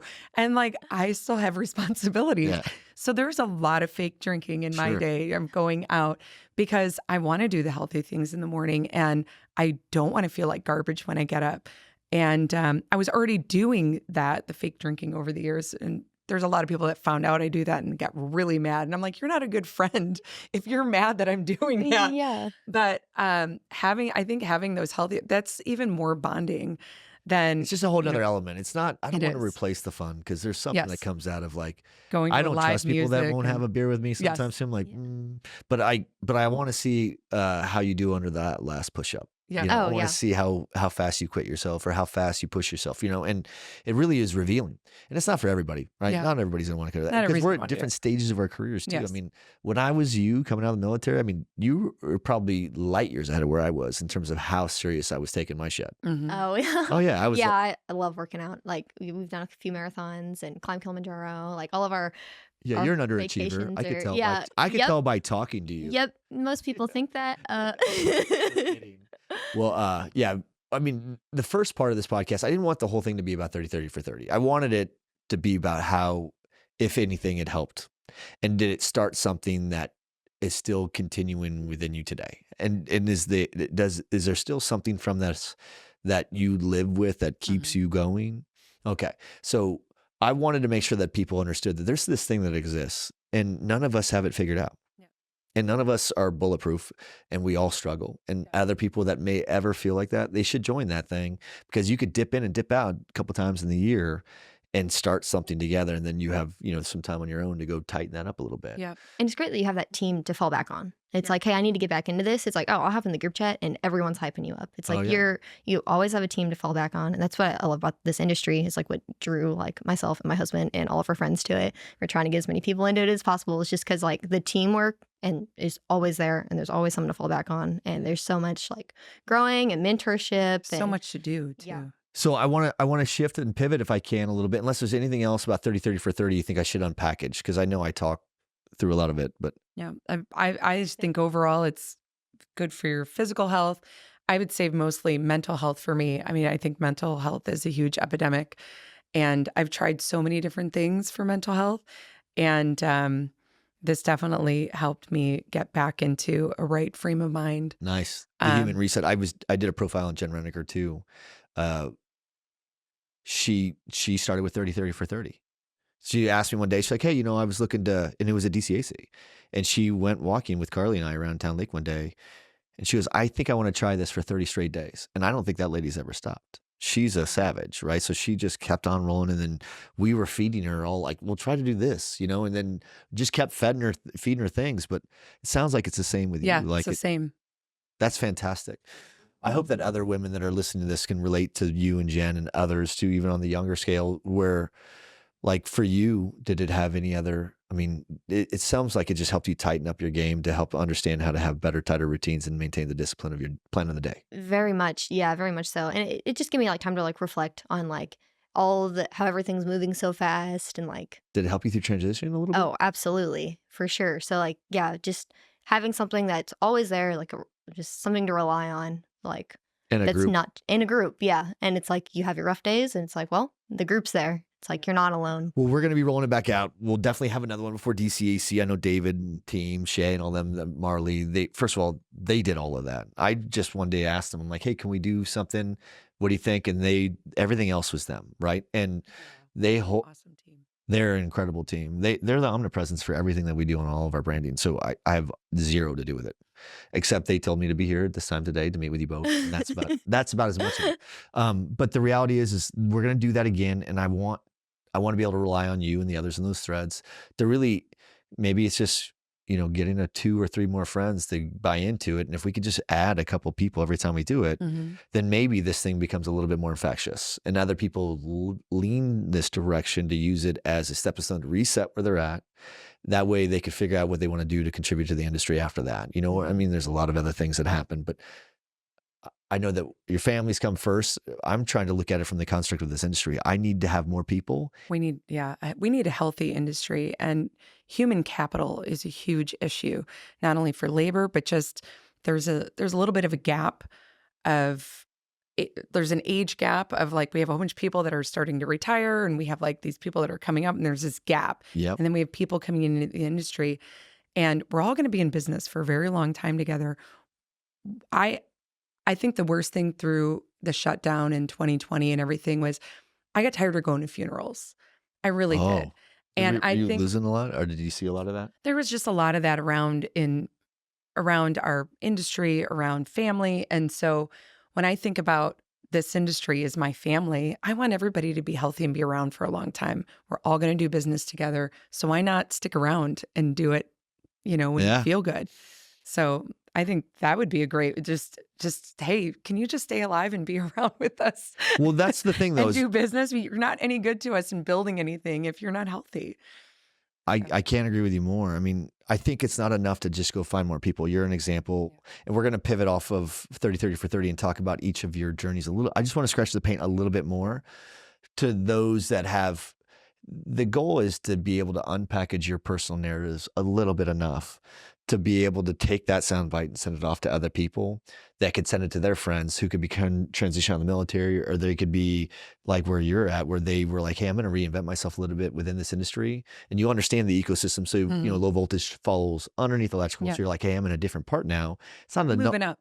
It's like a new altitude and no speed until you, whatever. But the reality is the closer you get to the money, the bigger of the impact you have.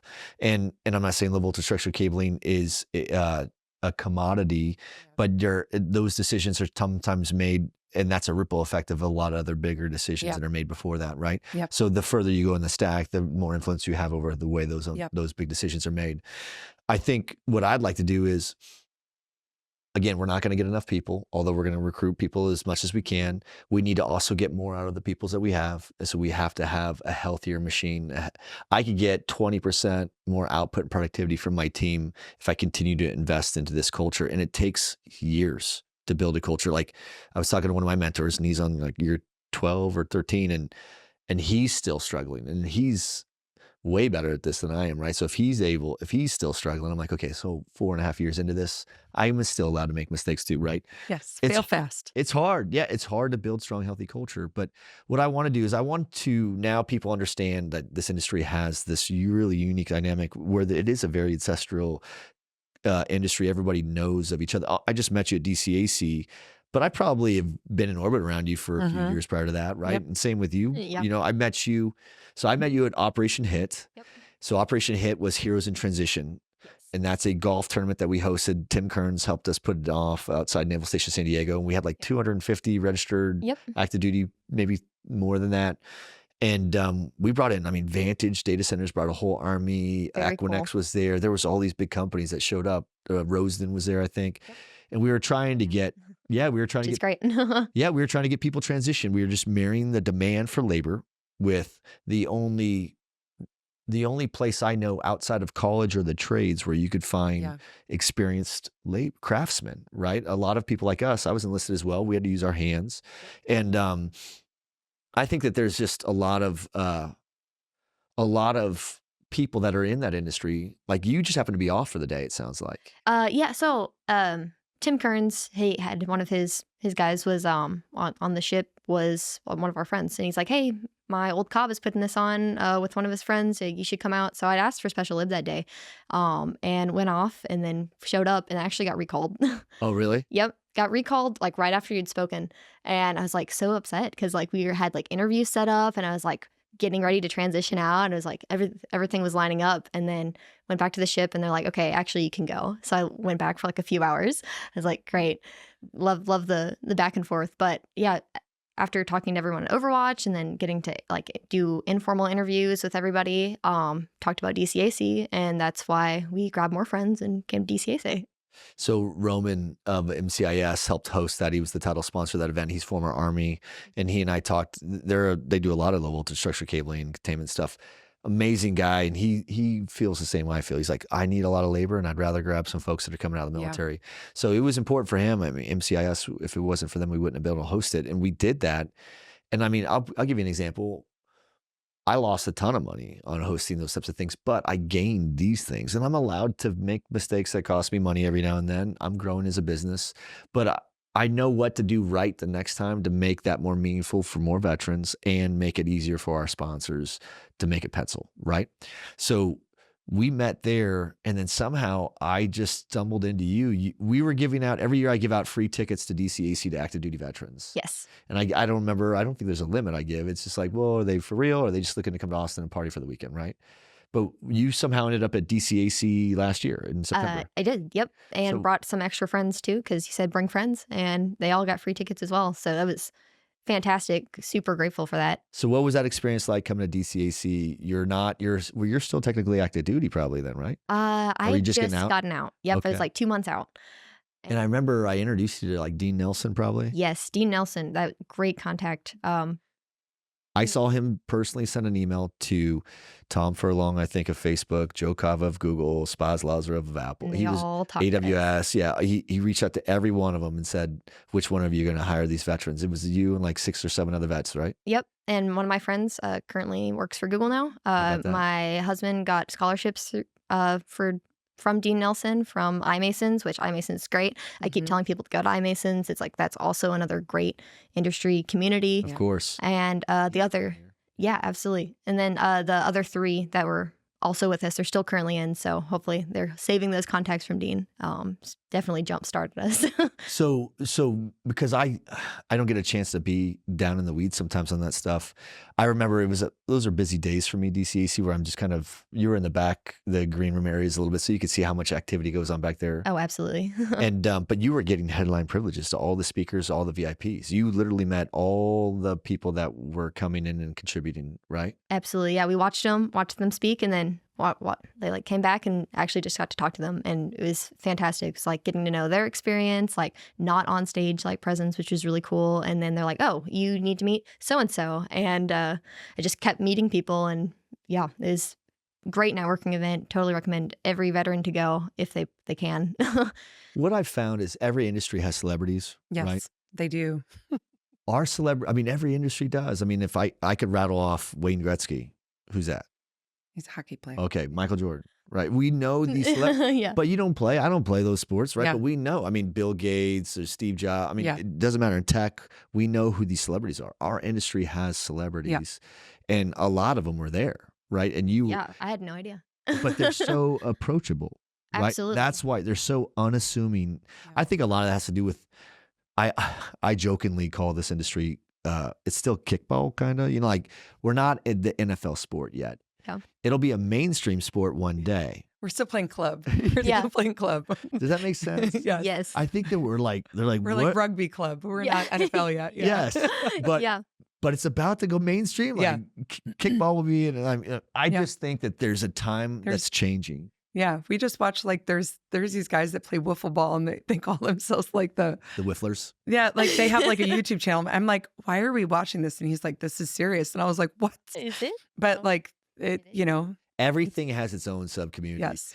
I always say it like this: like it took 40 years before electricity was adopted by Yep. 25% of the population. 38 years for the. You could go all the way down, and I have all these stats, and we're at around 25 years. We're due to become more mainstream, but it's not because of, it's in spite of us. Our industry is not very good at describing what we do, and it's because everything that we do, everybody, like you go to any one of these CEOs, and they don't want to talk about what they're doing. No.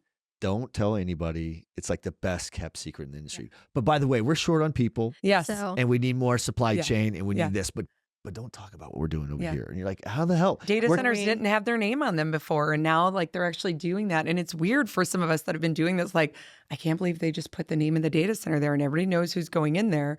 When before it was like, I would drive around Chicago. I knew the Capitol one. I knew where all the data centers, but they would have zero Now signage. It looked QTS has their sign. yeah, right on they the have their building. Yeah. sign. Cyrus Yeah. One has Yeah. their sign. But when people ask me what I do, I'm like, I tell them like I sell infrastructure to build a data center, and they're like, what is that? I'm like, do you use the internet? And they're like, yeah. I'm like, I make that work. You're welcome. yeah. Yeah, but like a lot of that's, you know, everything. My kids understand what a data center is Yeah. because of Roblox. Like we work on Roblox projects. I'm actually trying to put a WIMCO event together for like STEM for kids to go through and be like, they all know what a server is because they play on these private servers, but they don't know what a server is. Does that make sense? Yeah. So they're like, I'm on this private server, come join me. I'm like, do you even know what that is? Because I build out infrastructure so that server can work. And so like if kids can actually come through and see what that is and how that all comes Exposure. together, they get like, they're all nerds. They would be so excited about it. Fascinating. But they don't understand that that's how it works. I used to tell the kids that if you can't play video games without a data center. Yes. And they're like, wait a second, I'm We listening. need Yes. to know. You know, because that's Yeah. the only shit. You know, like, Yeah. if Where do you see think someone- Xbox is? I'm like, look, In the cloud. whenever I talk to people, I go, what do you do? And then they tell me what they do. And you could dovetail that back into some layer of technology. Yeah. And then I'm like, oh, so you rely on e-commerce? Without a data center, you can't do that. Yep. Oh, you rely on video caching without, you know, so I tried to make it more relatable. I'll tell you, Joe Rogan did a podcast with Tucker Carlson, I guess, a couple weeks ago.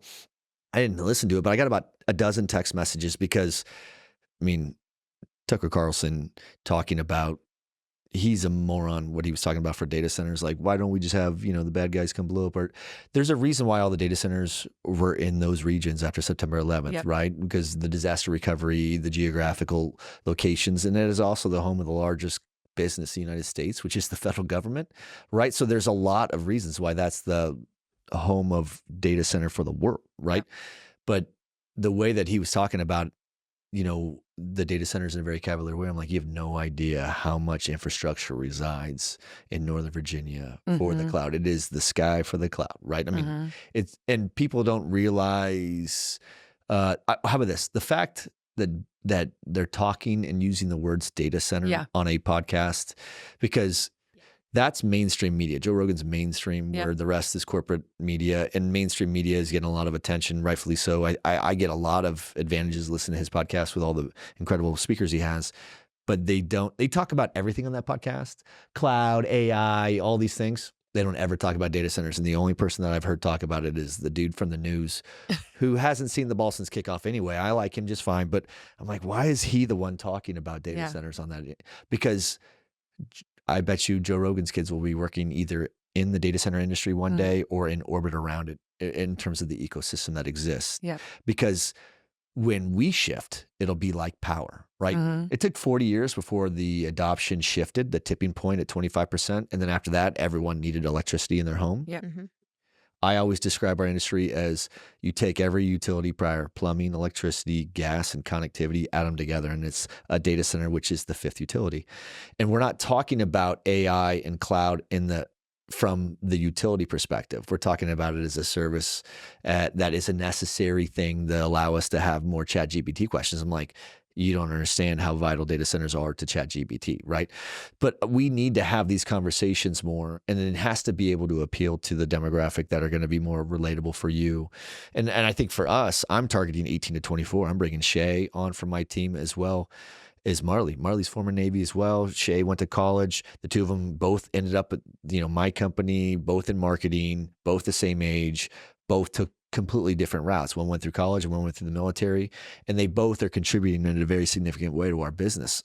But I need people that view the world through their optics too. I know what I look at and I know what I see, but if I could get them to understand it, then they could help me help others understand it, right? So I had to bring on people from outside the industry. I'm bringing on so many people from outside the industry into this space. Tiffany, right? Another outside of the industry. Yeah. Look, if I could get 5 more Tiffany's, I'd hire them right now. Yeah. I would hire 5 more just like her if I could. She's exceptional at what she does, she's right? Awesome. So, but my thing is you don't hire people like Tiffany for experience, and you don't hire them for your talent. You only hire them based on their character and their personality, because that's the only reason why I would fire them in the first place. So I need to really figure out how I could get and codify those types of people, right? So she's very driven. She also has she has the thickest skin. Like, she's relentless. She doesn't care about this is my goal, and you're not stopping me. You're not stopping me. No one's stopping me. Like, you want as many of those people on your team as possible, right? Yeah. Because it's not like they don't need your help. They need some resources. You got to block and tackle, but they're like, I don't need you to tell me what to go do every day. In fact, you couldn't stop them if they wanted to. Those are the types of people we try to hire for. People like, she's very driven. She didn't need me to be like that, right? It wouldn't have changed a thing. You were like that before we found you. True. See what I'm saying? If we could continue to flush those people out and draw them in, this industry needs more of that type of talent, right? And I don't care where it comes from. I just don't know the trades, and I don't know the colleges as well as I know the military. Yeah. So I draw from that. But that's a little bit of I'm grateful that you shared that, and I don't want to paint over it with too broad of a stroke. We'll come back to it a little bit, but I wanted to get into hers too, because there's a lot of people in this space that I want to really scratch the paint more on that. Zoom out from that area where you decided that you were going to reinvent yourself with what you were doing within the industry, because I've done that every time I look at this data center industry, and you should too, is a baseball field. And like, you could start in the outfield, and you could start, and eventually you work yourself into the infield, and then you get to the point where maybe you're a base coach or some shit like that, or a general manager. But you have to know the game, and you just get on the field. That's what I keep telling people. I was like, everyone's like, I don't know what a data center is. I was like, you don't have to. Just get in the game. Just get in. It doesn't matter where you get in, and you'll figure it out. Exactly. It's like, you didn't know what your job was going to be when you joined the military. Yeah. Like that. You kind of knew. Sure, but you had no idea that you're going to be doing this. You saw a movie. That's you saw a movie. Exactly. You joined. And I was inverted. Yeah, it was Top Gun. Yeah, exactly. And I was on that ship. I didn't do any of those jobs. Yeah. But yeah, exactly. So it's like, just get in the game and you'll figure it out. And that's the best advice we could give people, especially younger people too. But for you, how did you get in the industry first? Like, because you're in Chicago. Are you like multiple generation Chicago? Like, you have to be a Bears fan type of person? No. Okay. I don't. Okay. I don't have to be a Bears fan. I'm more of a college, because of my husband. I'm more into college than NFL. I got you. But I'm originally born and raised Chicago. Oof. I have a very interesting, fun story. We do not have time for it. But my dad was a trucker, and somehow out of school, it's very weird circumstances, but I didn't get the opportunity to go to college. So I went to the School of Hard Knocks. My dad came home one day and said, his wife now, Carol, and I are getting married. You're either going to move with us or move out. I was like, okay, I'm graduating this year. So my graduation party was my dad's wedding. And so I had a whole bunch of friends that I hung out with, and they were like, hey, we work at this trucking company. Why don't you come interview? So I interviewed. I was a temporary typist, found out the lady that was working there was like stealing. So we brought it to their attention. Is that no good? Is that how to do that? She got fired. So I applied for her job, which was weird. So like, we're going to hire somebody. I'm like, well, I need a full-time job. So I started out in the industry literally as a trucking company that would deliver electrical lighting fixtures to like all these electrical sites downtown. And I'm pretty good with logistics and things like that. So that's pretty much what I did. By the time I was 19, 20, I was running the trucking company. And I ended up moving to Kansas City to follow a guy. I was out of a bad relationship, got into logistics there, had to move back here for family reasons. And my mom's husband had a construction company. He's like, I'll give you a job right now. You don't have to look for a job. Come run the company. So I came there and started running the company. Found out that was shady because it's a Chicago way, right? A lot of the every mayor of Chicago is in jail right now. Yeah, the last 4. Well, some of them should be. Some of the governors Some too. of the governors. I gotta love Illinois. But he was Italian, and it was shady. It was shady. And my husband now, he was my boyfriend at the time, and I said, I think I need to find another job because I don't want to go to jail. I've done a pretty good job of like not following in my dad's footsteps. So like, and his friend was like, hey, come and interview at our company. We're a distributor and we sell like all these electrical products. I'm like, I don't know anything about that. And he goes, we have a pretty big warehouse. Maybe you can come run the warehouse. So I interviewed in this industry coming in to run a warehouse. And they're like, we see you in sales. And I'm like, I hate salespeople. I'm an introvert. Like, just let me go and swear with the truckers and do my thing. And every time I came back, they interviewed me for sales. And I'm like, I don't think you guys are listening. And that was probably my first clue because when I left because of I wanted to move within the company and they just wouldn't listen. I'm like, I can shovel maneuver. I can do a lot of things really well. It doesn't mean I like doing it. Yeah. Like so I started out inside sales at the desk selling. I was at CSC, which became Wesco, and I sold low voltage products. And I when I think about the celebrities in our industry, I trained under the celebrities in Chicago of like the CSC Wesco, like all of that product that we sold, all the big projects in Chicago. I worked with those people. And I was a little, I don't want to say arrogant, but I was probably really naive at the time when I was like, I'm not going to do this anymore. So there was a manufacturer's rep that sold Burke-Tech, Leviton, Chatsworth, like all the big, really cool Fluke. I was the Fluke Networks girl, and I heard they were quietly looking for somebody. So I went to Jim Cammon, who's passed away now, and I was like, Jim, I heard you're hiring. I'm going to quit my job. So either you guys hire me or I'm leaving the industry. So he introduced me to Mike Sackstetter. I interviewed like over a beer, and like I didn't even fill out a resume, nothing. It was like handshake. Yeah. I was there for 7 years. I got poached by a GC. So Leopardo's a large GC that would kind of compete with like ECI and some of the big guys. Tried that for a while, but then my boss left and I was like, well, my leader that I just left everything I know left. So I left and hid out for a little while till I figured out what I want to do when I grow up. And all of my friends that I really worked with at another distributor, Gray Bar, they're like, just come work here. Now with everything you know, like you could change our team, help our culture, help grow the leadership here, get people out, doing the right things. And I did. We were doing great.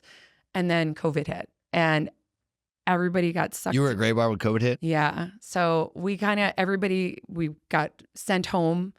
Nobody can go on the road. We had to cancel all of our appointments. And it was like, we had to reinvent ourselves of learning how to sell on Teams. Yeah. That was my biggest year. I think I did 18 million that year. So you crushed it. I built 3 data centers in that year. Yeah. Good for you. Awesome. And it was great. And we were but you know, when pressure comes in, people revert back to their old patterns. You either rise up or you revert back. And we just weren't moving forward. And I was just doing a lot of work. And that's kind of like where I decided, like I was having a lot of health issues where like my grandma had MS and I was starting to have a lot of those symptoms and mental health issues. And like, I thought I was having a heart attack one day. And then I drove myself to the hospital. Dang. And they're like, yeah, you're just having like anxiety, Stress, panic attacks. And I was like, what? I'm like, I know, like I'm having a heart attack. And like, I've never seen doctors move faster, by the way. And I'm like, I am just in my 40s and I'm not going to have a heart attack. Like, this is crazy. So, yeah, after a couple years of just running it, I met these guys and just kind of like one day, it just like, I don't know, it was just like one thing happened at work. I'm like, I need to take care of myself. And I literally just quit. And then I called these guys up and I was like, So you guys still interested? And that's where you're at now? Yeah, that's where I'm at now. So But that's a perfect story that dovetails into what she just said. Yeah. Just get in the game. just get in the game. And that's literally like, Rest will work itself out. it did. And that's why I tell everybody, like, Yeah. it doesn't matter if you have schooling, and it kind of goes to our conversation earlier. I gravitated towards people, like, I didn't know what I was doing. I'm product of Southside Polish Mexican neighborhood. I didn't think I'd live to 40, didn't think I'd make it out of the neighborhood alive. And now I'm in this role because I just kept finding people that were smarter than me, and I tried to emulate them. And I made mentors for myself. And I'm like, you're doing something that I want to do, so I'm going to hang around with you. And you just keep finding your network, and you find people that are not good for you. And some of those relationships don't end well, or you just like, I've had customers where I fired them. I'm like, listen, Yeah. the juice doesn't worth the squeeze. It just doesn't work. So we can be cordial, but we're not going to do business together because it's not worth my integrity or my character. But yeah, it's just, you just start gravitating towards those people. So when Rob says you should do this because there's these people in it, and I was like, sounds like what I should be doing. Yeah, if the people are there, I'm in. Yeah. Like, There were some big names on that podcast thing. I mean, like, I think Alfonso was there from Google. I think I had Adam Black of TA. I mean, like, there's people that you definitely probably should know with what you're doing in this space, right? And it's funny because I get the chance to talk to those guys all the time, and others. Like, I'm on a lot of threads, right? That's why another reason why I can't keep up with all the threads, right? But there's a bunch of us that are feeding each other, and we feed each other every day. There's plenty of times in which, like, I remember one of my mentors. Let me back up though. It's not about me. I want to talk about what you said. You made your own mentors, right? And I think that's a really important piece of advice. Yes. I think that that's something that you should take note from. absolutely. Because I kind of did the same. I don't know if I had thought about it as eloquently as you had.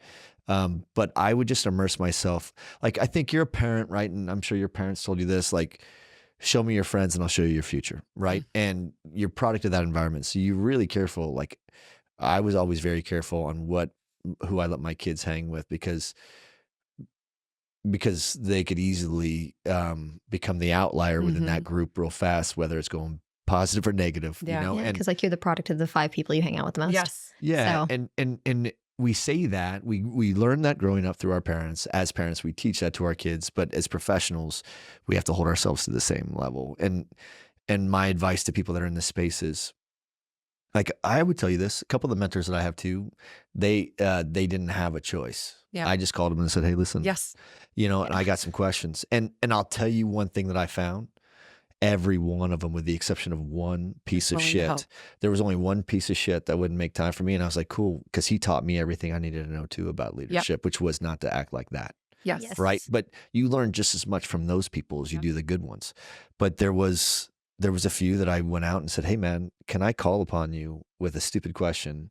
Because I'm like, you're in your role for the first time. You're in your role for your first time CEO. And although I've been in this role for 4.5 years, you're just now learning where the bathroom's at, so to speak, right? It takes time to get good at this game.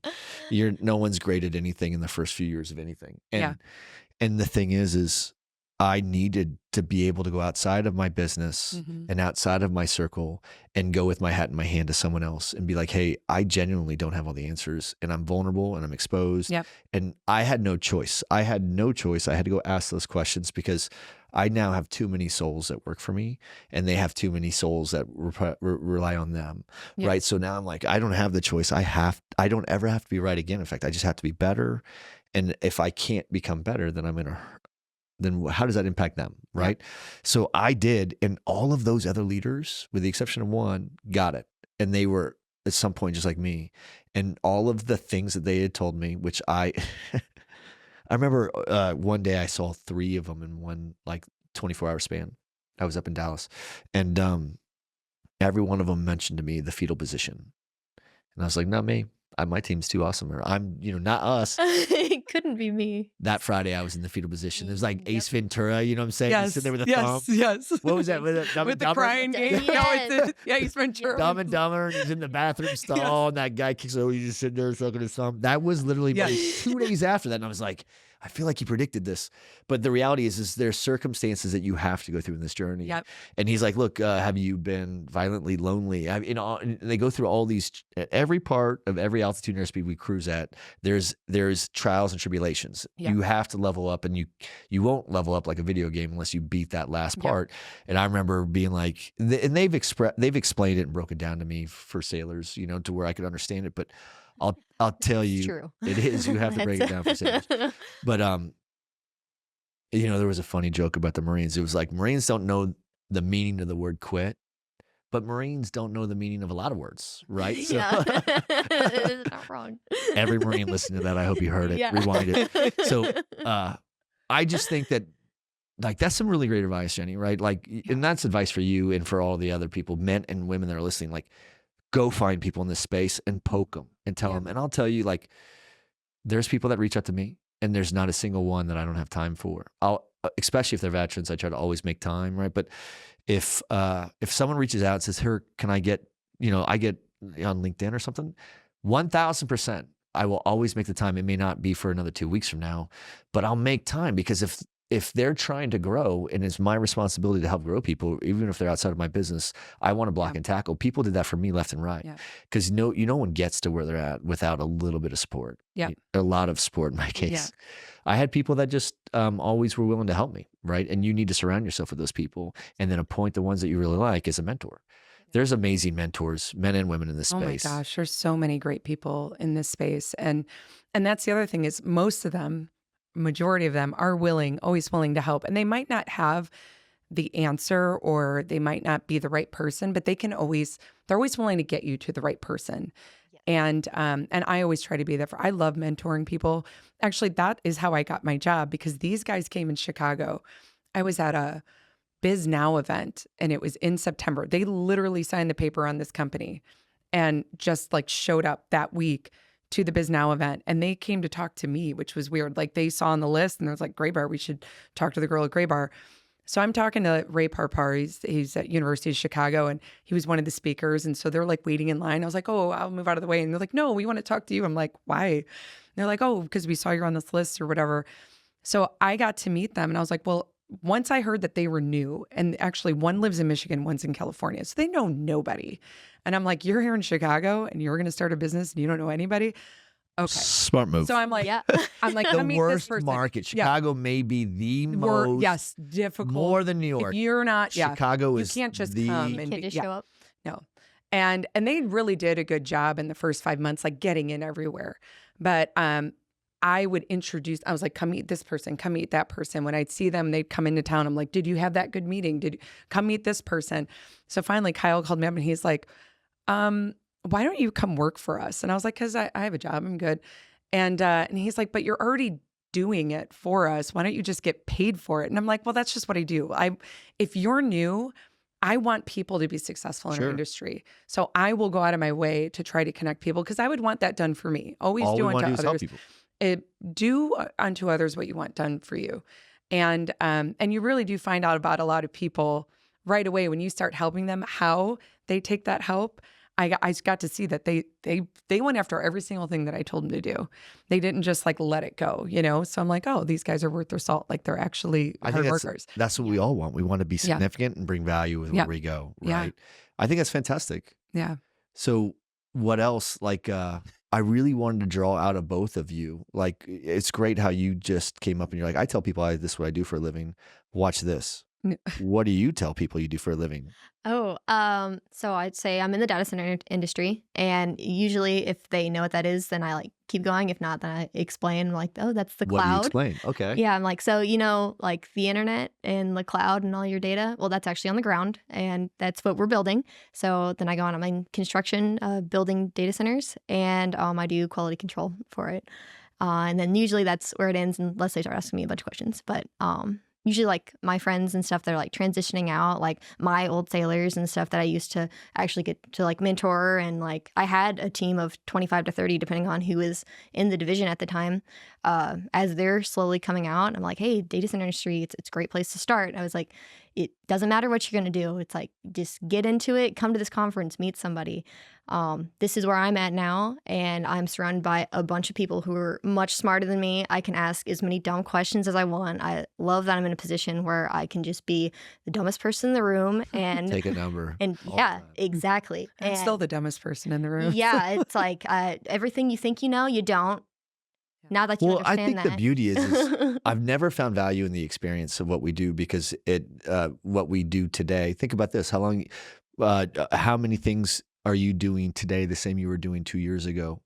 Nothing's the same. Nothing. So we reinvent ourselves Yes. more aggressively than every other industry. So it's like there was a guy once that came to me and he was an estimator for 12 years at multiple different GCs, and then he got to an owner's rep firm, and then he called and he asked for a pile of money, and he's like, but I got like 20 years industry experience. I'm like, your parents have to be very proud of you for that, because no one here is, right? And I didn't say it like that to be an asshole. I've known this guy for years. I go, but bro, none of it matters. Like, I'm glad that you were building 20 years ago, but that's not even the same product, not even the same. close to Yeah. what we're building today. In fact, what we're building today is not even close to what the standard product will be in 3 years from Yep. now. And in 5 years from now, it's going to iterate even more aggressively. And in 10 years from now, it'll be heavily relied upon just as a utility like anything else. Yep. It'll just be like, well, where's the data center going to be? You know, like, hey, we're going to put a community over there. The data center will be right next to it, power plant on the other side. And that's what Quantum Loophole and other groups like them are doing. They're master planning huge hyperscale like communities that will go in.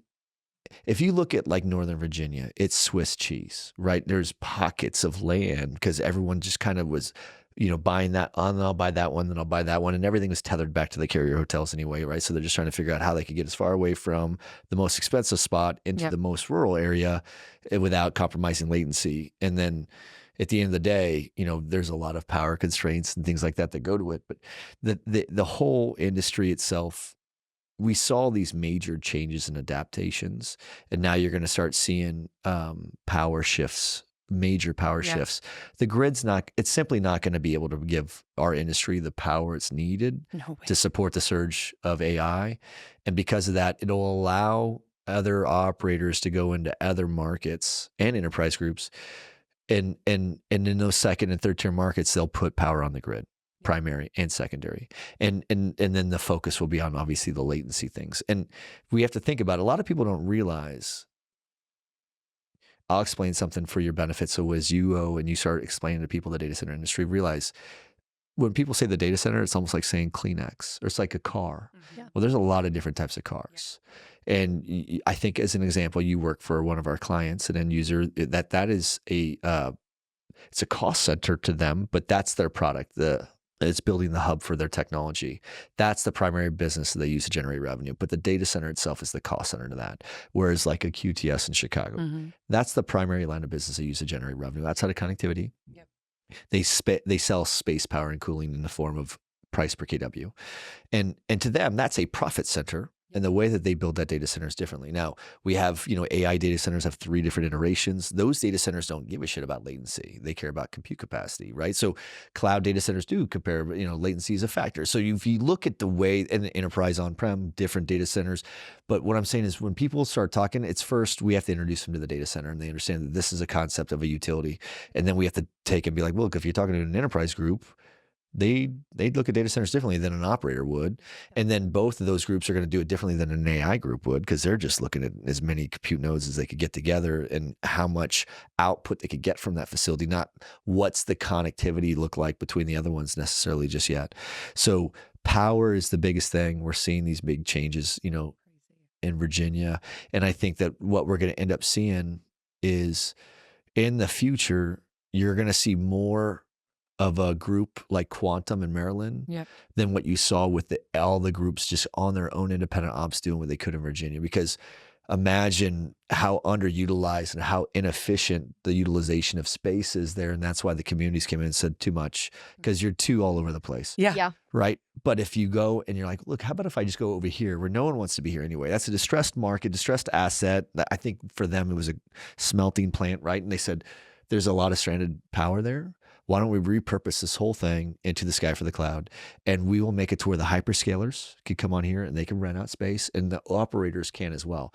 That will be the new standard. So we will begin master planning data center campuses like we do residential communities. Yep. And then what will come last will be, where does the SMR go within that community that supports the community as well as the data center that's in that community? Which is That's great to hear for all the nukes coming out. And they're like, how about that? yeah, Right? absolutely. So that's why, but it's not just them. I do want all of them, but I don't want just them. I want the aviation bosuns mates Oh, and the absolutely. detective or the damage control men, as well as I want the bullet sponges like Jesse and like all the combat arms people from the Marines and the Air Force or the Army. I feel like they have the thing that they have different than what you have is you had a plan and you went into things, and because you had RPMs and you had all these things that you had to follow, it was very linear. If something bad happened, you weren't as trained as well, and maybe some of the damage control things that have to happen. Where in the military, like on some of the combat side, they're like, yeah, everybody has a plan until the first gun goes off, and then we're just fighting. You know what I'm saying? Yep.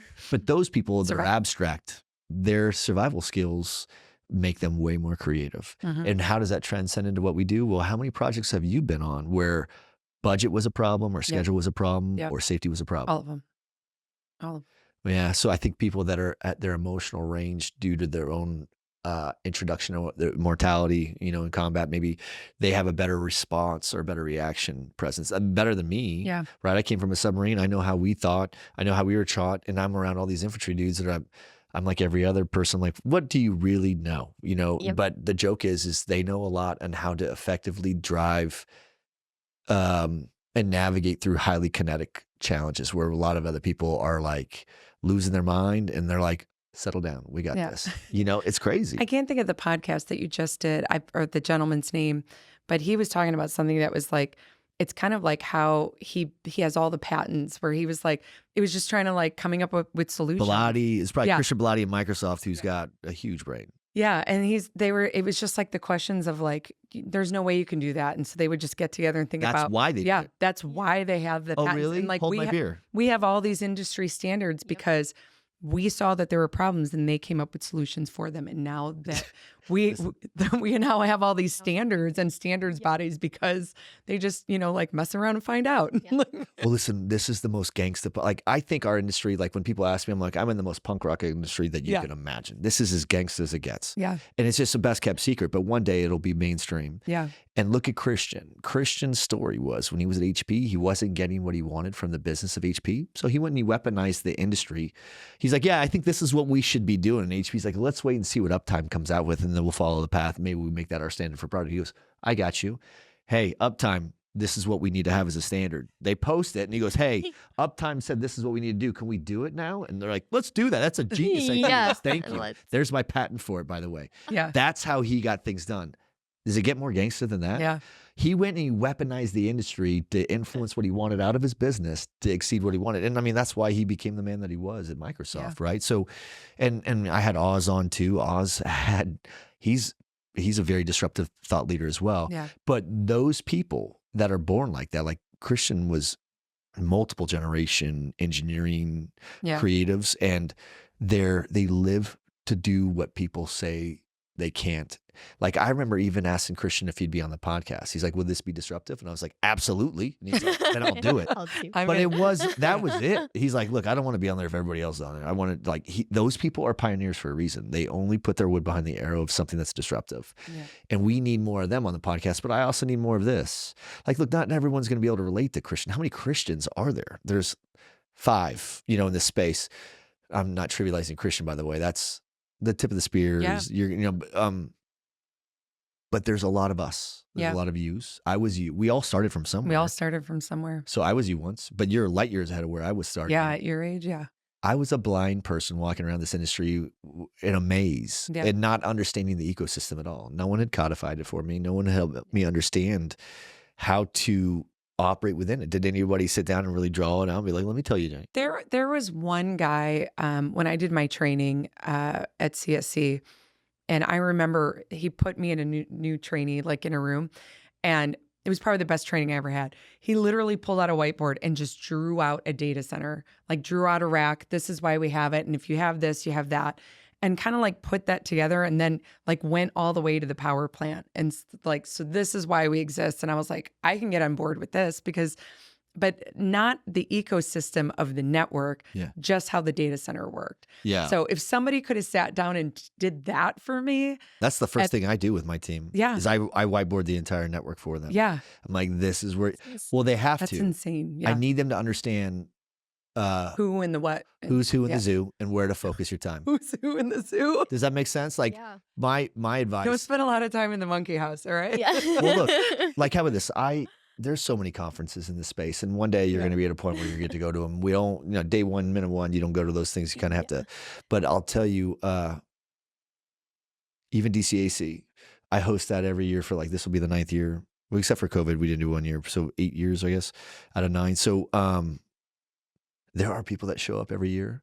They'll almost never go into the stage area. Mm-hmm. They're out by the bar the whole time, drinking the whole time. And like, they just use this as a lifestyle extension to where they go party and shit. And I'm like, cool, stay out there. Because I don't want them to bring the noise into where like, I will literally sit in the front row and listen to people talk about shit. Because I am fascinated by things.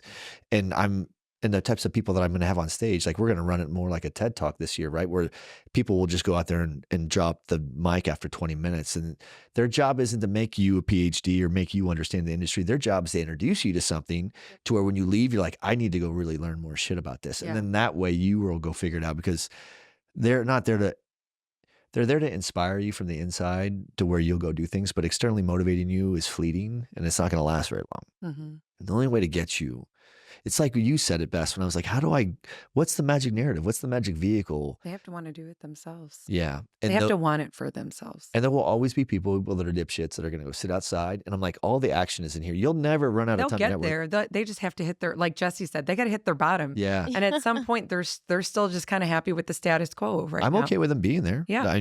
Look, there's a place for that. Yeah. Just keep it out there. So the people that are on the inside, I always looked at them as like the people that they're either building their knowledge or they're building their network. And you can build network outside with beers, but sometimes you got to be inside. Yeah. You got to be focused with those people sometimes. And if you're sitting next to a CEO of this industry, like an operator, which they're approachable and you can there, then why wouldn't you be doing that? Yeah. You know what I'm saying? Like I'm kind of like you, and I was like, that person seems like they have their shit together. I'm going to go talk to them. Right. Yep. And I do think it's important to train. Like when I was at Cyrus One was, not nearly as monstrous as they are now, right? And I remember like that, a lot of the sales team now, I think, is at Iron Mountain, like Dottie Spruce and them, if you've not met her, but she wrote like a curriculum. And by the end of that, everybody knew what the data center was. Everyone knew what that product was. And they understood how it fit in the industry. And I think that's why Cyrus One was able to gain so much market share so quickly, is they educated their teams on what the product was. And I think that's something that's really, like, we're doing a better job of doing that on our side, because now we have people like, you're building data centers. But at some point, it'd be great, now that you're kind of exposed to it and you're understanding the language and the lexicon and trying for sure. But it's better that way for you to just get thrown in there through immersion. Like, absolutely. If we left you in Vietnam for 3 months, you'd come out speaking perfect Vietnamese. Yeah, you know? be trying. You know what I'm saying? But yeah, for sure. That's how we learn, is through immersion. Right? That's how you learn, is just being there. That's how I learn. Just being there, right? And then absolutely. I think failing fast, just jumping in and failing fast. Fail forward if you can. You know, I try to fail forward. Like, the only way for me to fail forward is to not give myself plan Bs. Like, sometimes I'll be like, I need a plan B. Sometimes I'm like, the only way for me to make sure I don't is to burn the ships. You know what I'm saying? So I'm going to roll with this. Like, we're ride or die, bitches. You know what I'm saying? We're in. So I do think, though, this industry offers a whole array of incredible people, men and women, that you can go talk to and be inspired by, and work on that narrative. You know, what do you do for a living? You need to work on it. I need to work on it. And I'll tell you this, I've done a few podcasts now and I've never heard people talk about it the same way. Yeah. Everybody, I'm always asking, like, what do you tell people you do for a living? And some of them they've done it well, right? Where some people will vomit everything out and hope that you're going to understand that. And some people do what you did and lay out breadcrumbs. Well, I do data centers. If they know what that means, then it's like a flow chart. I'm going to go that way. Yeah. If they don't, then I start telling about the flux capacitor and 1.21 gigawatts. Yeah. Have they not seen Back to the Future? Right. You know what I'm saying? But like, I do start making up a lot of stupid shit just because I learned that that's the only way to get people's attention too. And then when they're like, for real? I'm like, no, let me tell you what we actually do. But I do think this is a pretty amazing industry. What do you think about it in the short time you've been here? Oh, I love it so far. And it mostly like came for the people, and then like coming for just how much, like staying for how long, like how much I'm learning just so quickly, and just how everything is changing so quickly, and then just how much of like my skills for the military that I was like, that's not going to transfer. Oh yeah, it absolutely does transfer. And it doesn't matter. Like, and I'm not saying like nuclear power is what's transferring. I'm saying like all of the skills that I had in the military, like from like leadership and like just like your soft skills and stuff, and how this industry attracts people with a lot of those like good leadership, good mentorship, like skills, and everyone's trying to pull everybody up, because if just one person goes fast, you'll get somewhere real quick, but you're not going to have a team there to support whatever you're trying to do. So everyone's trying to get everybody to move up fast with them. That's good. That's good. I also would take a page out of her playbook and be like, look, I met you when you were Navy. Now you're here. It's not lost on me that you probably one day will outgrow us because of your ambitions. And I would like, I tell people, I'm like, look, go find something that makes you fulfilled. Like I lose a lot of my staff to my employee or to my clients, right? Although you sign things like, hey, you don't. But like if I get most in the industry does, like a lot of the great who cares? contractors, Yeah. all those guys that when I started 20 years ago and I was at the desk and they were out in the field, they're now running, the big financial firms and the Citadels and the CBOEs. And I'm like, remember when we go out for a beer? I'm like, remember when we were kids? We all started together. Yeah. We all started Yeah. together. Yeah. Now we all have families and they're like running big data centers and they all start out. And that's what you want. You want to build up people so Yeah. that because again, we're all going to work together, whether we work with or for each other. We still want to champion that we're still being in the same network, and that you want to say that they came from that company. Like Graybar wasn't a terrible place for me. I just didn't know how to say no. I didn't know how to take care of myself, and I would just take everything. That's what I can fix this for everybody. My boundaries were really bad in the last 5 years. I lost a lot of those skills after COVID, but I gained them back. I finally woke up to that. But I don't remember who said that, but it's like you want to hire people that are smarter than you, and you want to prepare them for places that are going to be bigger than you. And that's true. But you have to know they'll be bigger than you want. But create a culture that makes them want to stay. I think that I love everything that she just said. That's spot on. I couldn't say it any better. So my thing is, like, I did a town hall with sometimes, I mean, we have a kind of a bigger team. Sometimes we break down some of those town halls. And I was just telling them, like, look, this is a place for you to come grow your career. I want you to both, come here and learn how to lead and learn how to be led. And if you get to the point where you're not happy here, let us know. And if we can't find a different job here for you, I'll call these operators or these enterprises myself, and I'll say, like, you need to hire this person. I just will normally ask them to pay me a finder's fee to do that. Yeah. Fair is fair. Enough, fair is But I'm like, look, Fair. no culture thrives when you have employees that work for you that are unhappy there. So my thing is, I'm like, look, if you're not happy here, let us get you up and out. Let us go find you what you want. And it's not, I don't also look at that as it's a failure on us. The circumstances of some people's lives demand things from them that are different. Like when I had cancer and I came out of cancer, I had a lot of debt, right? And I was like, being a field service engineer is not going to get me out of this. I'm going to have to figure out how do people make a lot of money in this space? Oh, you have to be in sales. And that's how I end up getting into shit, right? Where then I learned that I'm like, believe it or not, I'm a massive introvert. I'm an extroverted introvert, I guess they say, right? So like I have to be away from everybody a lot to recharge. I cannot be around people all that time because it just wears me out. Yep. But I can have moments of time with people in which I can give them all of that and maybe be productive in revenue and generate sales. But then I have to regress and I have to really protect myself. My thing is, you will grow throughout your career so many times. I know Jenny 2.0, it's really 5.0, it sounds like. And that's healthy. It is. Yeah. You should great. always be growing and changing. Yes.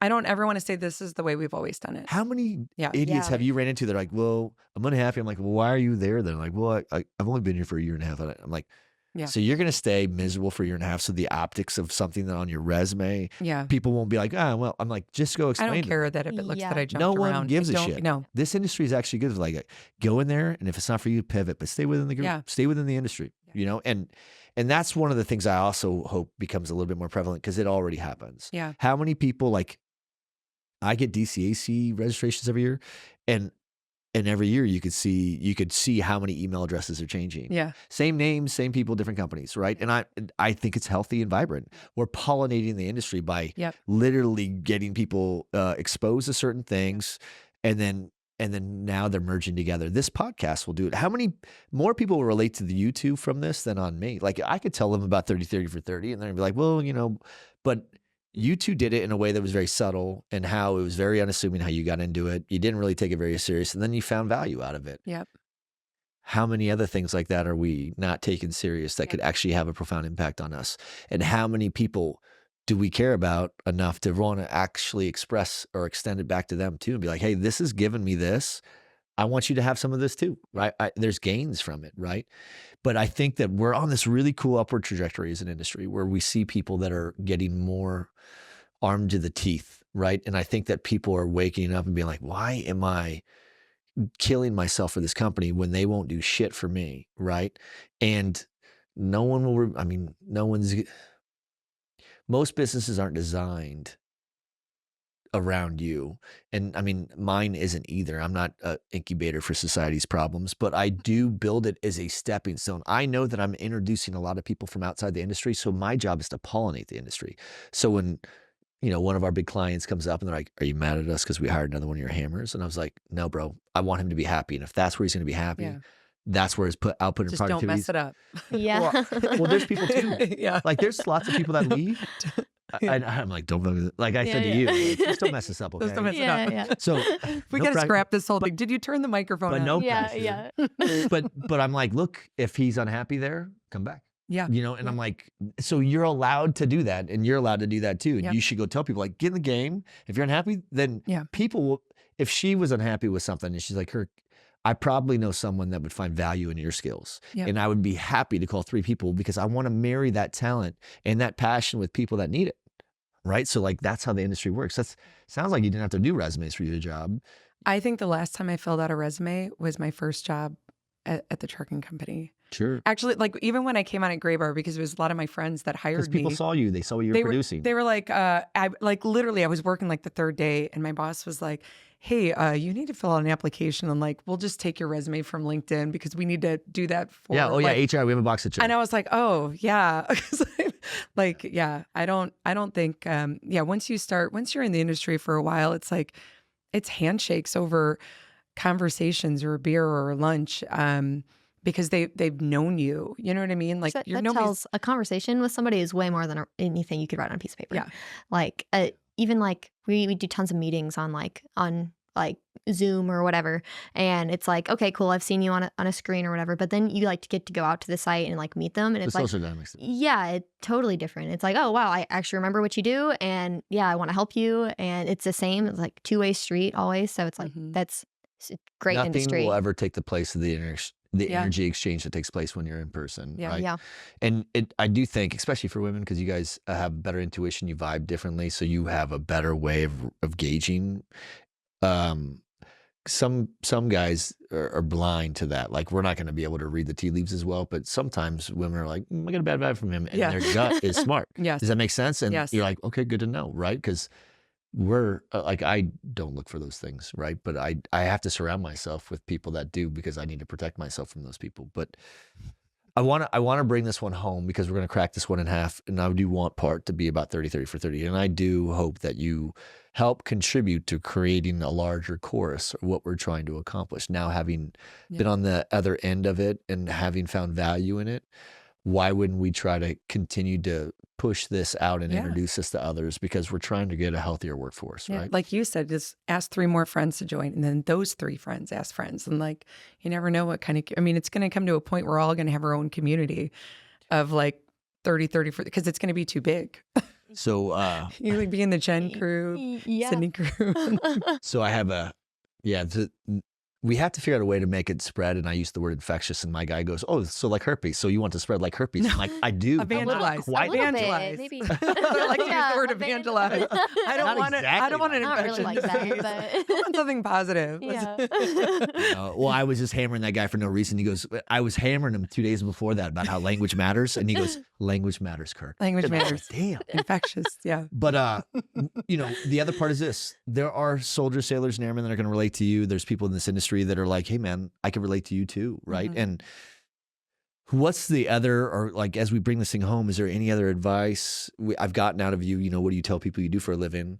And we constantly have to be working on that. All of us, we all have to tighten up our narrative. Know your elevator pitch. Yeah. Yeah, not just for the sake of the business, but for the sake of the industry. If we're standing around and we're telling people, and we're competing against Tesla and SpaceX and people that are trying to build rockets, and we're competing against all these other industries, and that talent really needs to be here where it needs them most. We don't want them going doing something homogenous because everyone else like, I'm going to go build cars. I'm like, that sounds really boring.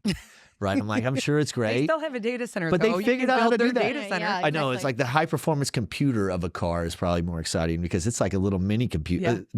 Some of these cars are data centers driving down the road, it seems like, right? They are. But They're little like MDFs. I know. Well said. What other advice? Because Jen, you may have to come back on another time because you seem to have some really good sound bites, but that's what comes with the amount of experience that you've had. That's the experience and the wisdom and the scars that come with being in this game for a little bit. Scars is a great word. And you're going to have it too. Look, 1/3 of your career will be great. 1/3 will be good. And 1/3 is shit. But every time you're dealing with a shitty phase of your career, just like in the Navy, I'm sure, you know that, hey, man, there's 2 more phases coming and it's just a repeatable cycle. And you just have to embrace the shit, right? It's going to happen. Brace this up. Yeah. Well, that's what Brace the shared suffering. All Yep. military people are like, I get it. Like, hurry up, hurry up, wait to hurry up. Hurry up and wait. Yeah. Yeah, all wait, that. yeah. But I don't remember like I had, a lot of deployments in the military and I don't remember the shitty things. I just remember the amazing stuff, right? And I think that that's what happens in this industry too. I don't remember all the shitty things that happened throughout my career. I've had lots of highs and lows. Or remember the people that got me through it. Yep. I do remember that. That's the best part. Oh, absolutely. That's the only time that it really reveals to you who your real friends are is when you're going through the shit, Yep. It thins the herd sometimes. So any other advice that you two ladies want to unpackage or leave here for the listeners so that way they're inspired or anything else that they can gain? Plus, you have to be reachable. You guys, if all the celebrities in the industry, you have to be reachable too. So how do people get in touch with you? And then if they need help, how can you help them? Well, I think just get started. I think once you start something, it's so much easier just to keep going. I think the hardest step is just the first step. So just jump into it, whether it's the industry or 30 for 30 challenge or just anything that you want to do, just start it. And yeah, absolutely. Anybody, veterans, people new to the industry, totally reach out to me. LinkedIn, Sydney Hartung, soon to be Sydney Adair. I'll put both of them on there. But yeah, or if reach out to me. If they can't get to me, they get to you. Yep. But they can find you, Overwatcher, an Overwatcher employee. Find you on that. Yep. Sydney, how do you spell it? Hartung, Hartung. There you go. Yeah. So people, if they want to reach out to you, please do. I check my LinkedIn. I check my Facebook messengers, WhatsApp, all those things. Email. Well, I appreciate your contribution for being here today. What about you, Jenny? Do you go by Jen or Jenny, by the way? Both. Okay. Equally. Sometimes Tallulah, hey you, whatever. Right.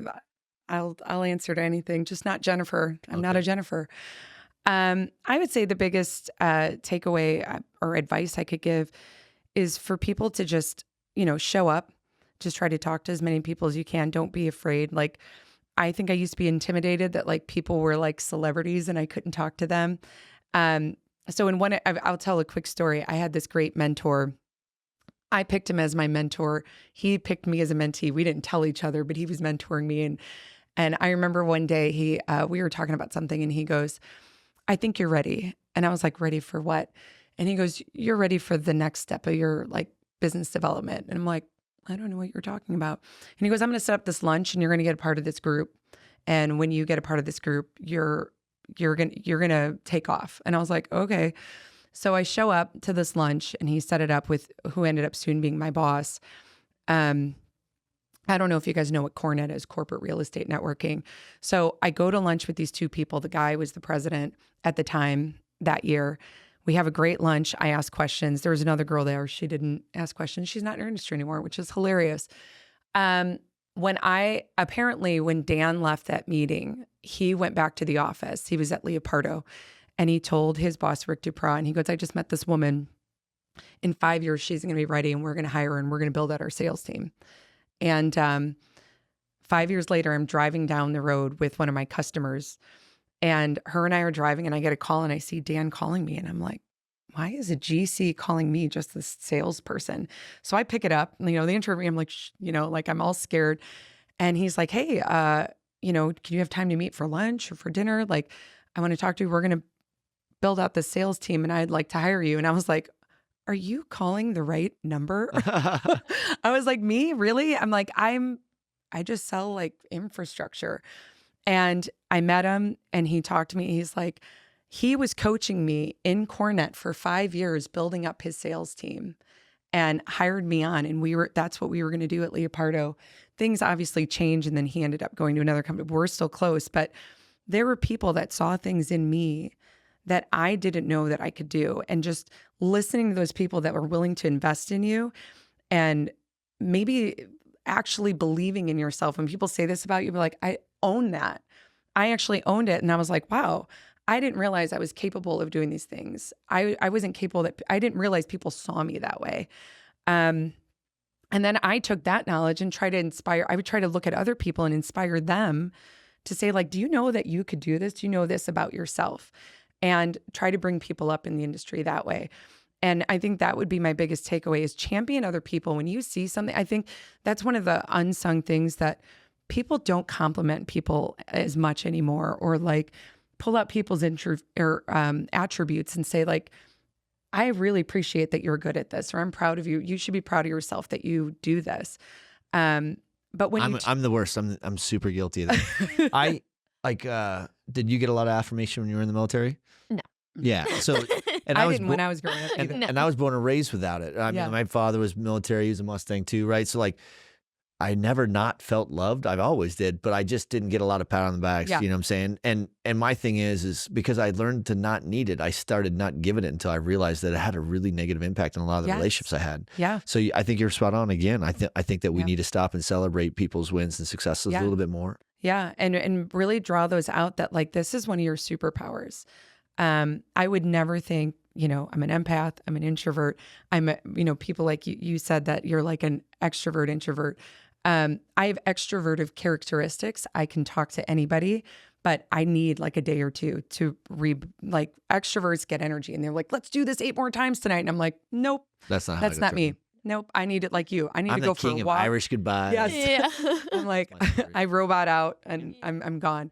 But I think that's it. Is just keep championing each other in the industry, because we want to keep good quality people around and keep them happy. And when I see a friend that's not doing well, I'm like, hey, I'll do mental health checks on my friends in the industry and just be like, I haven't heard from you in a while. Like, where have you been? What is going on? And, be with them in those struggles, because there's people that have been with me through my struggles and like carried me out of them. Like there were times where I just couldn't get out and they're just like, all right, I'm just going to pull you out. So just keep championing each other and, that's great advice. Not give up on yourself, really. Yeah. Go for a walk. Go for a walk. It has such a huge impact, man. It has such a huge impact. I do it all the time. Even in the middle of my day now, I'll sometimes, if it's a really sunny day, I'll schedule some of my meetings to be shifted to like non-teams, and I'll take them while walking outside in the sun. I just want the sun on my face. And but I also will walk. Like when my team comes into town, we all walk together all the time. But we have half of our meetings sometimes walking in the morning.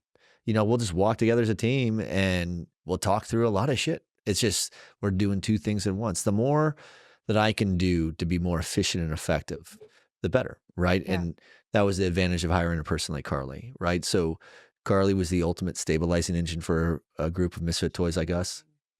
She's incredible. And she's really learned how to standardize and optimize the things that we do as a business. She runs most of our businesses with she allows me to go out and think of blue sky shit right now that we're doing. Cause you'll be seeing some big announcements about some of the things that we're doing soon. And having someone like that allows me to go do that. But it really is, she's a walking machine. And she's got a lot longer stride and gait than me. So like walking with her is hard sometimes because she's a machine. Physically. Yeah. Like I'll walk. I'm like, I need to take a week off. My knee hurts. I can't keep it, right? But I need that too, right? So you need that drive, someone pushing you and pick challenging. Up the pace. Oh yeah. Come up to this bar. She doesn't say it as nice as you do. She talks a lot of shit, right? But she's a very unassuming person. I put her on one of these podcasts and you'd think that you were dealing with like the missionary, and then you get her at work and she's the mercenary, and you're like, oh, I see how this Yeah. works. Yeah. So they get to be Her and I are the recognized. same. Yep. Her and I are the same. This has been an amazing podcast. I hope that it inspires some other people that are listening, because So I was too. inspired by watching the two of you just continuously pour it on.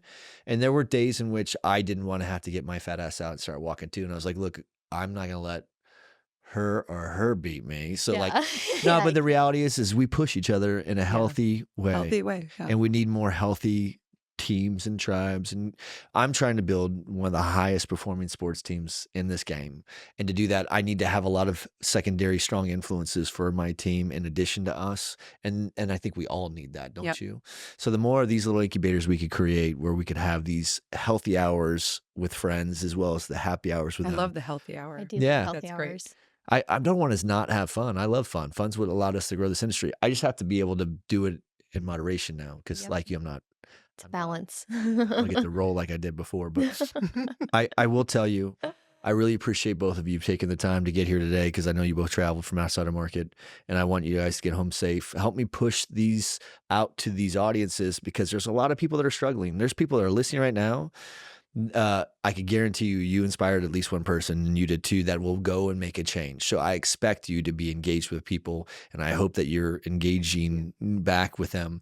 But everybody, like, I feel like when we get to the top of that next obstacle, it's always our responsibility to lean back and grab the other person behind us and pull them up with. And then that way, it's like a very left seat, right seat cockpit training mentality that we have in our business, but we have to be training the person below us just as much as we are learning from the person above us. And that transcends outside of our business, and that is in our communities. This industry, I hate to say this, but through the course of your career, you'll have 4 or 5 different logos on yours. Hopefully it's ours a few times at least, but that's not a bad thing. I expect to see you grow and go into a part where maybe I don't have the opportunity for your growth here, so you have to go find it there, and we will champion that, right? I want you to grow. This industry needs that growth, but I do hope that doesn't mean that we're no longer friends, right? I'm friends with a lot of people that used to work with us. I mean, Rob's, he's moving on his own thing right now, but we're still friends. We still talk, right? And I could still be friends with a lot of people. It means maybe in 4 years from now, I'm doing something different and we're doing something together again. Who knows? But I've crossed paths multiple times with people in this industry where, I've gone years without working with them. And then next 2 years, I'm doing a ton of work with them, right? I had a customer who became like a client, or they were a client, and then it went the other way, where then I was their client and back and forth. And then now it happens multiple times. And now we're just peers. Peter Gross' best advice to me in my early stage of my career was, be careful the toes you step on in this industry today, because they're connected to the ass you may have to kiss tomorrow in space. And that is what you were just saying. One day you could be their client, and the next day they could be yours, right? And I've seen that a lot. Right? So there's a lot of opportunity to grow, and our job is to continue to grow and fuel the growth of this industry with strong labor. And we're going to be bringing these incubators, talent pools together to where when people want to grow, we could feed them as much as they need. But I appreciate both of you being here. Very inspiring stories. And I hope to have you both back on at some point, maybe after the next 30 for 30. We could talk about how the second one went. Yeah. By then it'll grow. We'll have captains or something to help mentor, But I do think the next time, instead of like winning, I think I should put a dunk tank on stage at DCAC, and the winners get to throw balls. Maybe it's $1 a ball that goes to charity or something, but winners get dunked. I don't know. We'll figure out something. We have to have fun while we do cool things. Absolutely. Yes. That's all we want to do, right? Is we want to do cool things and build cool things with cool people. So thank you for coming. Thank you for being a part of the Data Center Revolution. Yeah, And thanks thank for you your for having stories. us. Yeah, Safe thank travels you. back. Thanks. Thanks.